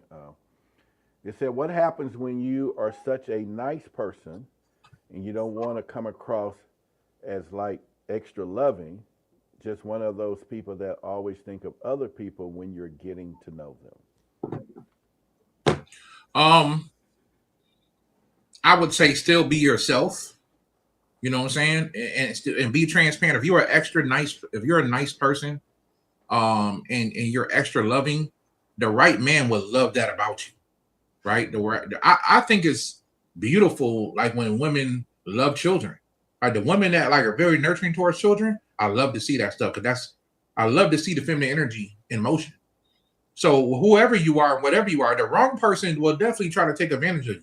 That's when you got to see the red flags and cut that person off. But for the right person, always be yourself. Don't shut down. Show people that you're loving, and the right man will love you for that. Okay. All right. So we have another question says, red flag, what if both people give up and don't want to give in their marriage? Well, shit, that's bad. If y'all both gave up, there's no point in being together. You know what I'm saying? Now you may have children, and that's a little bit different. That's a tougher situation. But there's people who separate and still got children. They make it work. But what you don't want to be is living your life and being miserable. If you can't stand this person and you don't want to be with them no more, I would just say it's best to move on. All right. So this question is, and you can answer that one. What is an appropriate stage in dating relationships? Should you shade, which I don't really know what that means, something that you don't like about someone, referring to a changeable trait like hair, clothing, shoes, etc.? I would think when you guys know that you're a boyfriend, girlfriend, that you have the right to say that to that person. You know, when you know that this is your boyfriend and he knows that you're his lady, like when y'all on that level, you can say, hey, well, I don't like this and I don't like that. Because a real man is going to want to hear the criticism from his wife. He's going to want to hear the things he wants, because as he grows and you guys love each other, he's literally going to be dressing for you what you want, and you're going to be dressing for him. Oh, you know, she said share. Okay, so she's saying, in what appropriate stage in a dating relationship should you share something you don't like about someone, referring to a changeable trait like hair, clothing, shoes? Right. And like I was saying, y'all, it goes to I would say when you guys are boyfriend, girlfriend, when you make it that serious. But I think when you're dating and you like this person, but you don't like something about them, you know, you kind of gotta, if you like them, you gotta kind of accept who they are at that moment. You know, if y'all cool, then you can kind of tell them right at the beginning. When you feel like y'all at that level, hey, I don't like this. That person may not want to change it though. They might look at you and say, accept me as I am. But when y'all in love, he won't have no problem changing that. I think that's a fair question. I think love improves a lot about a lot of things with people, you know, because you if you know where it's coming from, you don't have a problem with that, right? You don't, you know, have a problem. And I think, and I guess the question is, like, at what point do you share those things? I guess, like you said, once you're, because I'm kind of like this. When person may ask me, you know, something similar to a discovery about that person, and they might like, well, you know, tell me. And I'm like, well, it ain't gonna really matter. My opinion is not gonna matter at this point, right? And why should it? So I'm not gonna tell you either something that someone else didn't like about you or whatever it is. And they do that. And I think it's kind of, if I'm saying this correctly, yeah, you're right. At some point you can begin to alter things. So I use, for example, myself, you know, and this is just a real life example. You know, I've had people come in my office and, you know, they got a keen eye. I may, you know, like them or something, and they may give me some thoughts, some things I've never looked at, things I probably wouldn't have done. Or you can say, hey, you know, you motivate me to do certain things. And I don't know how powerful that is to other people listening to that, but at the same time, you know, where we go with that. And you're correct. There's going to be that level where, all right, now that you and I get ready to build this thing, you have the right to say these things, right? And the person won't take it the wrong way. I think that's what it is for that. So, right. Yeah. Hopefully that answered that. And let me say this too. There was a moment when me and my wife was dating where I used to dress very hip hopish, y'all. Baggy clothes, hat backwards, gold teeth in my mouth. And the wife was like, you know, I don't like the way you dress no more. You know what I'm saying? Yeah. And I was a little offended, like, dang, I'm fly. Right? But it was my mindset and my environment I lived in during that time that had me dressing like that. This was all everybody in where I come from. Everybody dressed like this. Hat backwards, you know. Some people don't believe when I say I had gold teeth. I had gold teeth, y'all. You know, that was a long time ago. You know, but But with that being said, I had to respect that, and that's when I started switching up to polo shirts and trying to dress more casual because my lady liked it. You see what I'm saying? Yeah. I had to. Yo, so it's time to grow up. Yeah, I think that's a great point, because I can use myself for example. You know, I don't, and TK will tell you in a minute. She'll be like, "It's time for you to go get some new shoes," and I'll be like, "Well, I like these." She said, "You've been wearing them too long. Go get some new shoes." Right. That's love Now, right there. yeah, it's love, right? And I don't take it as no thing. And I got the money. I went just the other day. I bought 4 new pair of shoes just to shut her ass up, right? You know, so I got 4. You know, not 2. You know what I'm saying? And you know, we talking $100 a pair. So I'm like, okay, but and then they go like, it's time for you to get some new shirts because you done lost some weight. And I'm like, okay, I'll start looking. You know, so I don't have a problem with that, because it ain't a problem with me saying, now I'm not the dresser, because I've always ran my business and I've had people work for me. Everybody in the room had suits on but me, right? So that hadn't been that. And I understand the dress for success. You can do whatever. So I don't have a problem with, I think, anyone relaying that. It's just a matter of going, okay, well, let's go do what we do. It doesn't make me, but I can understand that, where if it's coming from my mate, right? You're like, okay, I can do that. So yeah, it's a beautiful thing. He said add him to the stage. Oh, I didn't see him. I'm sorry. Look, I wasn't looking at the computer, so y'all know it's over here. So y'all probably been in there killing. Just said, we thought it was, you know how y'all are always on time. We thought it was sex time. Y'all left, but you get a quickie in quick, like Pops and what's the name? Shoot. I see we got some more questions. I'm gonna put them up, but yeah, real quick. Someone asking me, Roderick, what are the signs that you're dating a reptilian? Oh shoot! All right, I can give you a lot. I think that one in particular you are going to deal with is an inconsistent person, because reptilian brain is fight or flight all day long, you know, and you can't really pin them down for nothing. And they claim it's a free spirit, you know, at some point, you know. Because you don't know when things are getting difficult, not, or, you know, it's just a bounce around, because that reptilian brain is built this way. It's never, it's a dolphin type thing too, where it just jumps. It's not like an urchin, you know, if I use different animals. The other part of that is you will have some aggressive stuff too, right? Because there's going to be some shift in it, especially males, you know, it's a territorial type situation. It doesn't think. It's not compassion. It's not empathy, you know, or should I say apathy? It's more apathy versus empathy. And a lot of people are experiencing people in that relationship, and you're walking away wondering why they don't care, or shouldn't they handle this a little different? And you got to start looking at it. Now, don't get me wrong. We're not talking about a shapeshifter if that's what you're asking. You just better look at the eyes, you know, do your thing. But at the end of the day, there's just, all of us carry those traits, if I was to look at it that way, from that standpoint. When dating someone outside the U.S., very long distance, what should we look for to know we should not keep the relationship going? Hell, you don't see their ass. What are you talking about? I mean, boom, I cloud. Are you sending money every 2 weeks, you know, or are they in jail and somebody sending you a letter, get them out, you know? It's a lot of signs for that overseas relationship that, I mean, you just don't play with it. I mean, it's like a dating site too. You know, everybody's as good as the next profile, right? It's like, but there's just some territories, you know, and I'm not saying you can't go find exotic love on an island somewhere. But if that's not meeting your needs instantly, and of course it just depends, you know, if y'all FaceTime, because there's a lot of other things you can use to, you know, at least communicate. But if you start sending and helping out the village, you better know what you're doing. Good point. Be quick with a visa, huh, Roger? Hey man, now don't get me wrong. I've been told many times. I got many friends that went across seas and got their wives. I mean, I did plan a trip about 3 years ago. I was going to go to the Philippines, and then I was like, "What you seek is here. You don't have to do that, right?"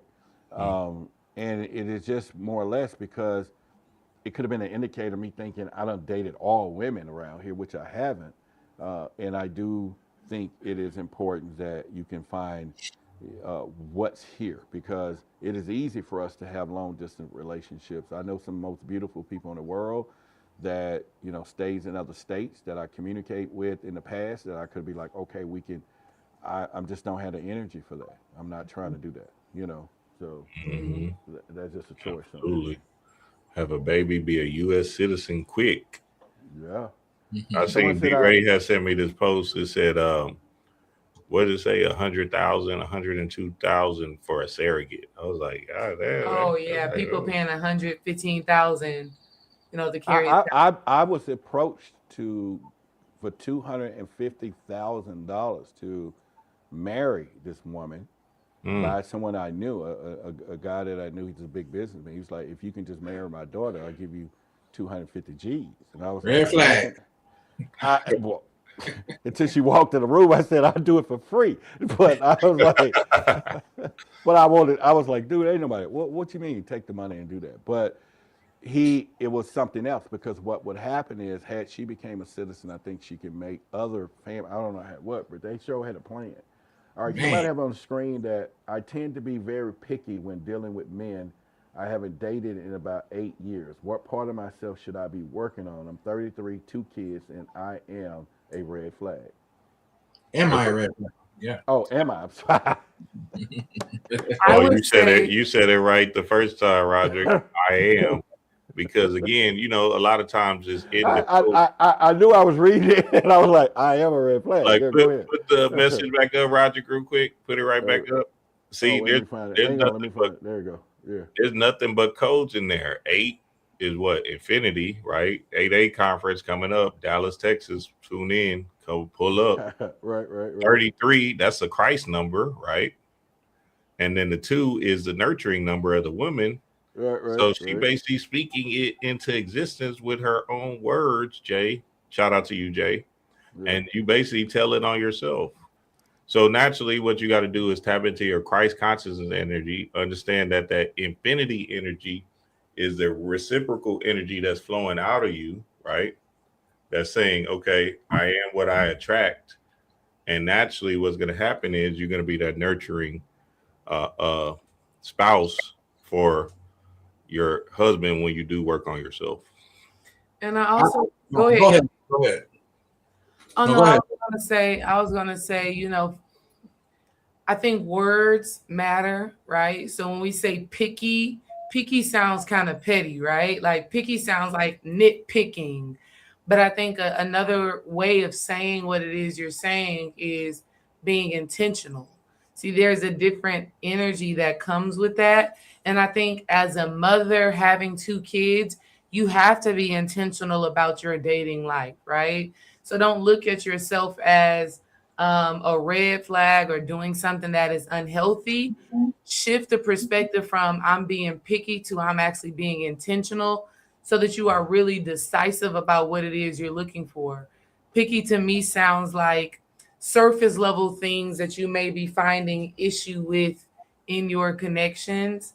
And so speak to the intentionality of what you're doing, and doing that because you are a mother, because you have to be intentional about who you are bringing into your space.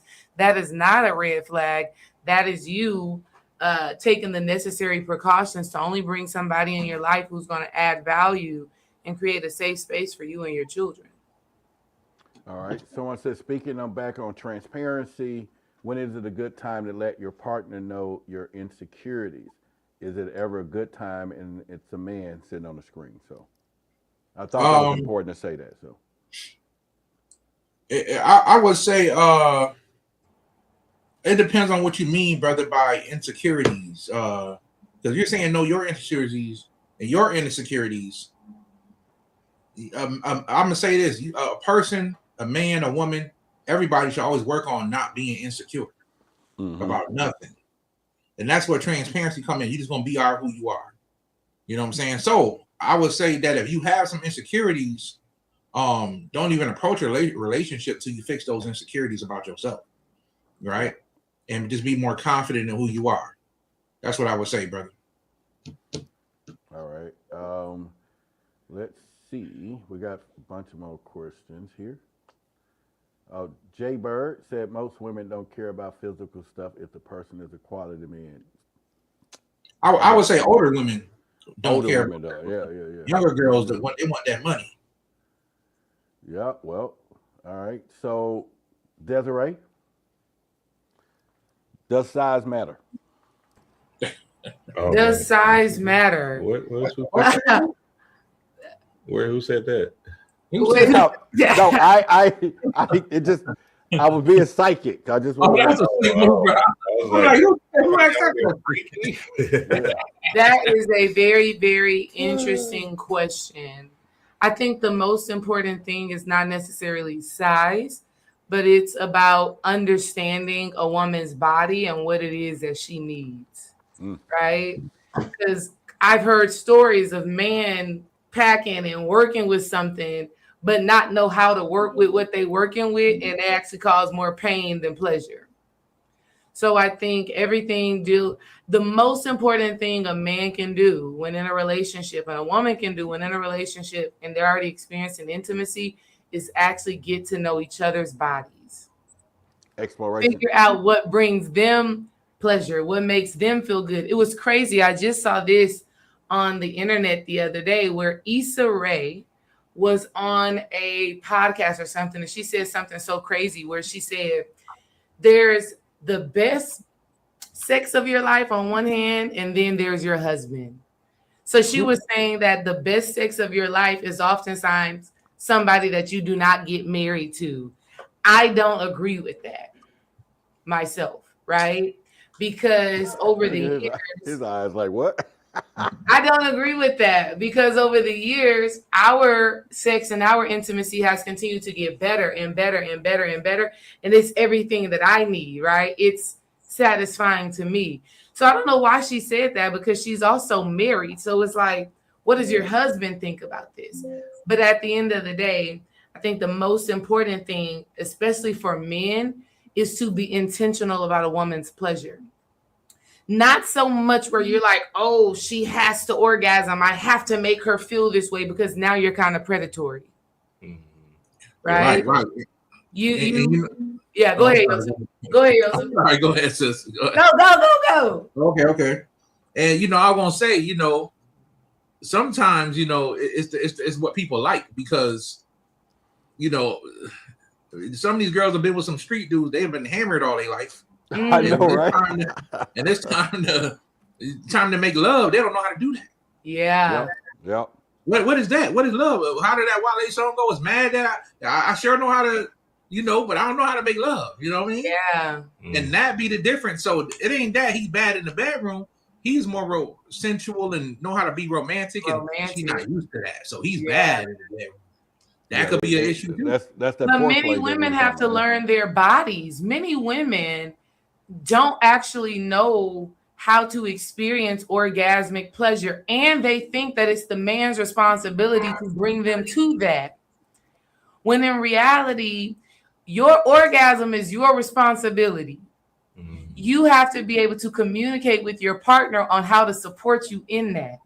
Many women are missing the actual pleasure because they're still faking it, because they're still acting out intimacy instead of actually being present with themselves to understand what they need to enjoy the moment. Many women are still using sex for like acceptance or for the bag or for whatever reason.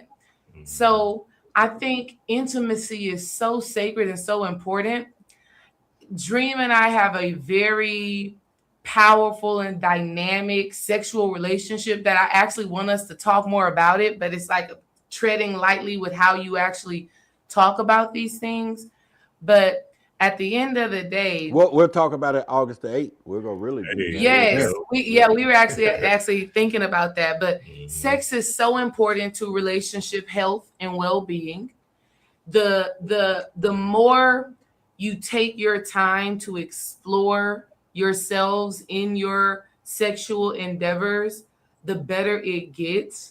But it takes two people being very intentional and present and understanding the sacredness of sex. it's not just about getting to a destination. It's the journey that is enjoyable. It's the journey and the destination. I just think people have to switch their perspective on what sex actually is and how they use it. Yeah, because it's spiritual. Sex is spiritual. Very. You know, every woman's vagina is a door. Every man's penis is a key. And you need sacred geometry to open that door. You know what I'm saying? If you didn't, you know the most of the ocean. You got big doors, little doors, big ass I'm doors. just saying. Doors that 18 wheelers that went through. It's something called a universal key. Yeah. You know what I'm saying? So if you understand, you know, the brothers don't understand sacred geometry. Should be the motion of the ocean. Yeah. So you're saying it's not the size of the ship, it's the motion of the waves. It definitely is. You know, because look, every orgasms come from the word organic. Org energy, org. You need. Listen, I know what I'm talking about, y'all. Geometry can create organic energy. Yeah. It can give life to organic energy. It can open doors to organic energy. Sacred geometry. You know what I'm saying? So that's the whole point of. They got a book called Sexual Mudras. Put your body in these geometric shapes can open doors. Absolutely. I'm a sutra, you know? Yeah. So even really the motion of the ocean. Even if you have a key like Diddy, you still. I heard he. That's a fact, bro. I seen the video. It's all about. And check this out. Some people say me and Diddy look alike. So guess what I'm holding. Never said you and Diddy look alike. So you are so silly. Guess what I'm holding in this bit. You are so silly. You know what I'm saying? That Minnie Mouse coming in the work with DA. Come here, girl. You definitely have to understand your woman's body, woman's body, your partner's body. And this is what I will say. Very real experience between Dream and I. Dream has always been able to verbalize what he wanted in sex. Yeah, do this. Yeah, do that. And at first I would get offended, right? Like, why are you trying to tell me what to do? But I realized it was only because I hadn't reached a certain level of vulnerability and self-acceptance within myself for me to tell him what I wanted him to do to me, right? So when I finally got to the point to say, okay, do this, try this, I like this, right? Then that frustration or that energy that I felt with him when he would say what he needed went away. So we're talking about transparency since the very beginning of this thing. Women and men, but mostly women, because that's what I'm talking to. You have to be able to communicate what it is you desire in your connections. You got to be able to say, that feels good, that does not. Do more of that, do less of that, right? And as you start to communicate more, your partner is supposed to be paying attention to how you respond to certain things. Based off of how you respond to certain things, that's just send a message to your partner to say, okay, this is good. Her breathing has increased. Her heart rate is going up. Her sounds are sounding like this. But so many women are so silent in sex that he can't even read her like a book to give her what she needs. Right. Silence herself in her intimacy. Right. And you know what? Somebody said that some people don't got the right key. No, every man got the right key. They don't know how to open the door. They don't know how to use that organic key. But I'm going to tell you, I did a song called Nirvana Tonight. And it will help a lot of you brothers. You know what I'm saying? Go listen to the song Nirvana Tonight. Yeah. We can go to that place between the thoughts. Yeah. You know what I'm saying? Well, I think it's like you said. I think the challenge would be back to what Brother Yosef said before I segue to that. I remember I'm just bagging up when my daughter came to me that she was getting ready to have sex for the first time. And I was so honored. You know, I was like, okay. I don't ever want to hear that. You got to have that door. So she came and she was talking. She was this daddy, blah blah blah, and you know, and I'm like, okay, let me do this. And so I asked her. I said, well, how you feel about the dude? Number one, is he's going to be this? And she's, you know, she was like 18 or 17 or something. Out 17, and I just told her, I said, well, you know, only thing I can think of. I'll say, well, I tell you what, if you do this and he's not the one, and then you got a few others along the way. When you do meet the guy, he's gonna have to do it like Mike did it, Rick did it, Skip did it, Jake did it. He got to do it like all of those to meet you, to find you, because those experiences are there, you know. And I think that's what we do run into today when you got somebody that got 100 bodies, you know, or whatever. And I remember one time this chick I was talking to, and she was like, "Yeah, you see that drive-through over there?" I said, "Yeah." She said it was like that, and I was like, I didn't get it, but I get what she meant now, right? Yeah, I'm yeah. like, damn. So, you know, yeah, it's one of these things. But back to what you're saying, you know, yeah, the key.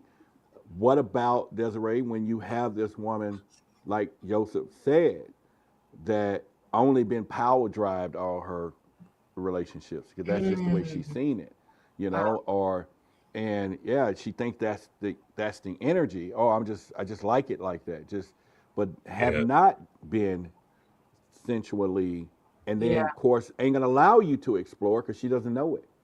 Yeah. So, first of all, if you're in here, you should be intentional about who you're dating and the women that you're dating. They should have a level of self awareness, right? To be able to recognize, oh, the reason why I like this type of sex is because that's what I'm used to. But through my self awareness, I'm ready and I'm willing to do the work to learn and to grow, right? But so many women have to go through this process that I've taught about in my past boot camps called Womb Alchemy, where women have to go through this process of de-armoring their wombs. You know, when, like what you said, when you've been with Skip and Rick and Damon and whatever, and there wasn't this healthy emotional connection, a spiritual connection, and you weren't nurtured in the way that you needed to sexually and intimately when it comes to a woman, we create these energetic barriers around our wombs, right? Our womb hardens to where it's difficult to feel the many layers of pleasure that can come from nice, deep strokes, you know, but that can also come from shallow, intentional, Yep. gentle connection as well. So many women have to, one, reconnect to their wombs, right? Like actually listen to what that communication is. You will know that your womb is communicating based off of, one, do you actually feel the pleasure, right? Does the thought of intimacy, does kissing, does all of these things really turn you on and you can feel that blood start to pulsating in your yoni? That's one. Number two, a woman will know if she has a womb that is juicy, fruity. And I don't say this as like, I don't say this like, how do I want to say this? Are you saying we can look at a woman and say, "Hey, is your shit fruity, juicy, baby? Tell me Yes, you can. what flavor you got?" That's what I mean. That's what I mean. Because a woman that has a womb or a yoni that is fruitful, that is juicy, that is flowing, she carries a certain energy and vibrancy. Right? Okay. This is real talk. Like that I woman agree. that she maybe carries a more lightness to her. Maybe she's smiling. Maybe she has this certain type of frequency that people can look at her and be like, I bet she got some good stuff on her. Yeah, Right? she's not smoked out. So at the end of the day, women have to get reconnected to their wombs and understand this communication, right? Like, do you feel that juiciness for life apart from sex? Right? Yeah. Do you feel that excitement, that pleasure? Like, can you be turned on at the thought of a delicious meal? At the thought of your sheer enjoyment? I think these are things that women have to really look at and understand, and more women need to explore their own self-pleasure. I Yeah, let me I hear you 100%. let me say this real quick, Yeah. Roger, because it's important. A lot of this sex stuff is so commercialized to where people feel like they have to have the biggest Johnson or the biggest ass, and that commercialized plays on our psyche, on our ego, and the demiurge is a motherfucker. It plays on the lust aspect of us. So that's why you see all these dick pills and girls getting BBLs and this sexual innuendos over and over and over again through our cartoons, through our movies, through the advertising. And essentially what happens is a lot of the world, majority of the world, 99% of the world lost their way from a lustful driven state to a loving, more caring, more blissful state, which is in the mind first. So sex is in the mind. And if you actually care about the person, right, then it's not the bang, bang, bang, hit them up. It's more so about, okay, let's do this thing. Let's make this union happen.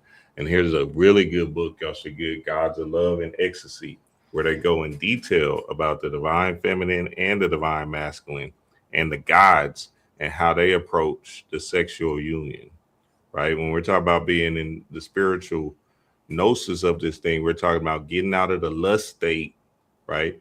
And getting into the love state. So it's a whole thing to it. And I'm just excited for y'all to come and learn on 8/8. Yeah. So speaking of 8/8, make sure you all go over to newlifetools.com. Make sure you get your .org. or .org. I'm sorry. And Yep, get your and also tickets. I'm sorry. No, go Don't ahead. tell me we got a link too. Yeah, why you going to live too? Oh, Yeah. Okay. So there's a link, and make sure you all do that and get your tickets. Come and see us. We're going to be here all day that day. We're going to have a great time of communication and have an open mic too. So you'll be able to kind of express yourself in such a way that all transparent. It's going to be energy where you can feel safe and feel open to share, just about anything, and I use that word just about. So, but you're all welcome. I mean, that date is coming, the time is coming. It's getting pretty interesting from there. And maybe you meet someone, maybe you're constantly looking for the one. And then maybe you just have to look in the mirror and first love yourself first. There's a lot of things that you probably take away from that, and pretty much.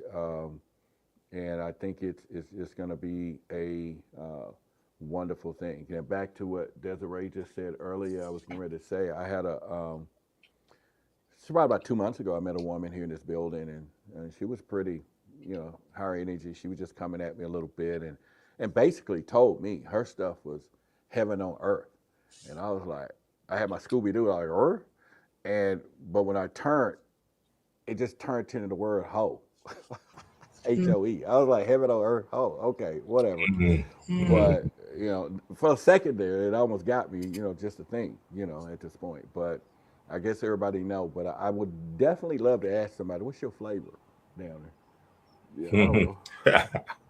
Well, don't ask them off the jump, Roger. You probably say. No, you're right. You're Was gonna that being it be transparent? They go, I'm tripping on how that conversation even happened, Roderick. Well, she was telling me that she like, cause I get it a lot. She was like, your energy is just off the roof. And I was like, yeah. And then it just kind of went a little deeper and deeper. But, it was, sometimes that scares me a little bit because, you get that direct to it and it's, you're like, okay, let's close the deal. You just close it, right?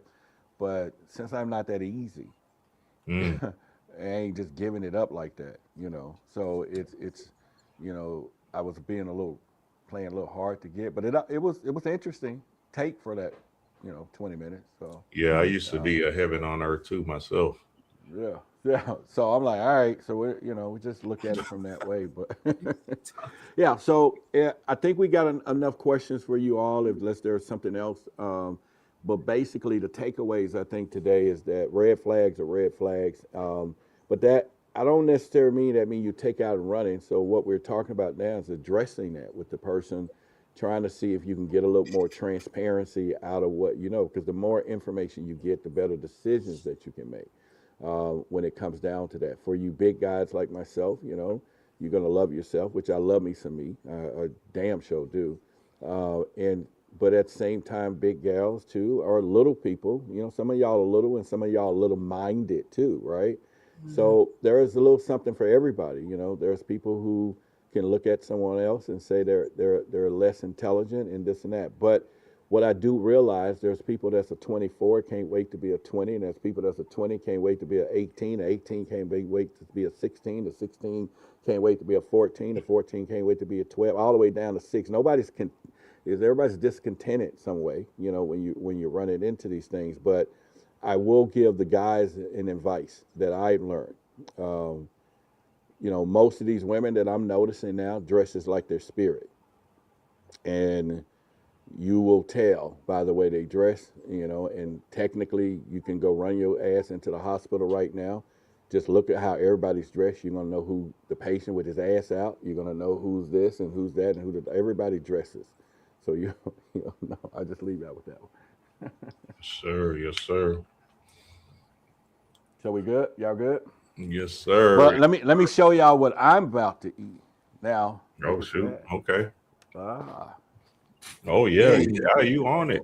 Yeah, well, the team, you know, that's when you got good people. My team, Yeah. they went. I got some fruit now. They joking with the salad shit, but it looks good. But we Yes. got some Cajun salad, right? Cajun pasta or whatever, and it looks really good. So I'm gonna be eating that before I do my next show. And so anything else? Anybody want to? No, it's a beautiful thing though, Roderick. And you know, with health being wealth, you know, we understand that the aspect of this is whenever you do take care of yourself, the goddesses can feel it, and vice versa. So naturally, yeah. they'll be able to sense a presence with you that says, "Oh, okay, he can be a rather big dude, but I can see he carry it well, and he can and he take care of himself well, right? But what if I or somebody like myself meet a woman who won't cook for you? Won't cook for you? Yeah, she could be like healthy and eating cheese whiz every day, but for you, it's like I'm not doing that for you. Well, that's what this whole topic is about. The story is about it. That's a red flag. Now, If she won't, he said unacceptable. That's like don't even dig it up. Unacceptable. Yeah. yeah, You gotta that, be able to cook now. that kind That's part of of nurturing. right. You know what I mean? Don't get me wrong, the brothers can cook and stuff too. Yeah. But like, you know, ain't nothing better for a good man to have a woman that's cooking for him. It feel good. You know what I mean? Yeah. She should want to cook because cooking is a spiritual process, especially in the creative aspect of the divine feminine. So she wants to mix and put love into the food, into the soul food. That's why it's called soul food, because she's feeding your soul in a particular way. Like, man, once he eat this, he's gonna be eating me out tonight. That sounds good. That'd be good. You know, alternate meal plan, right? You'd be like, you know, I can lose weight over there if you feed me that. I'm gonna lose a lot of weight. You know, and all that. So. And we'll talk about that too, because I think a lot of people don't get down with oral sex. Y'all know what today is? Y'all know what today is? 6-9 day. Yeah. So we walk you right. It is that. Yeah, hey, y'all go to my YouTube page, Dream Wise. I did a whole thing on 6-9 today for you. Oh, well. Yeah, hey, it's all good. Love you guys, man. I love you. Love the audience, each and every one of you. Have not heard the words I love you today. I'm telling you, I love you. And make sure that you all know in the chat, put I love you all, so the people who are looking at this later, because there's a lot of people went over the weekend and did not hear the words I love you. We do know that's important sometimes, and I too could say, yeah, you might get a few, but we're talking about some official love from someone who actually loves you. And that's what we're going to make sure that you can recognize, encounter, and possibly find August the 8th is that I love you, because you're waiting to hear it. You're waiting to hear it. And so just be ready for that. Come be part of what we're doing. Hear all different perspectives. And we have someone else coming too, right? Mm-hmm. Yeah. Yeah. Okay. Yes. Yeah. All right. Y'all gonna love her too. She's a great goddess, man. She has really great energy. All right. Well, there we go. Great energy, good people, and everything else. So till next time, we will see y'all later. Peace. Love, family. Peace and love. Y'all hang on in the back office so we can talk about some of these people behind their back. No, we love all of y'all. Buy the tickets. Come on, support what we're doing. And everybody in my audience on our team Dallas, go to Into Truth right now. Because when we buy those tickets tomorrow and you trying to slide over there, that's fine. If you ain't going as a group, you ain't gonna even know where we're going. So, all right, okay, I'm gonna hang this up. Oh, there we go.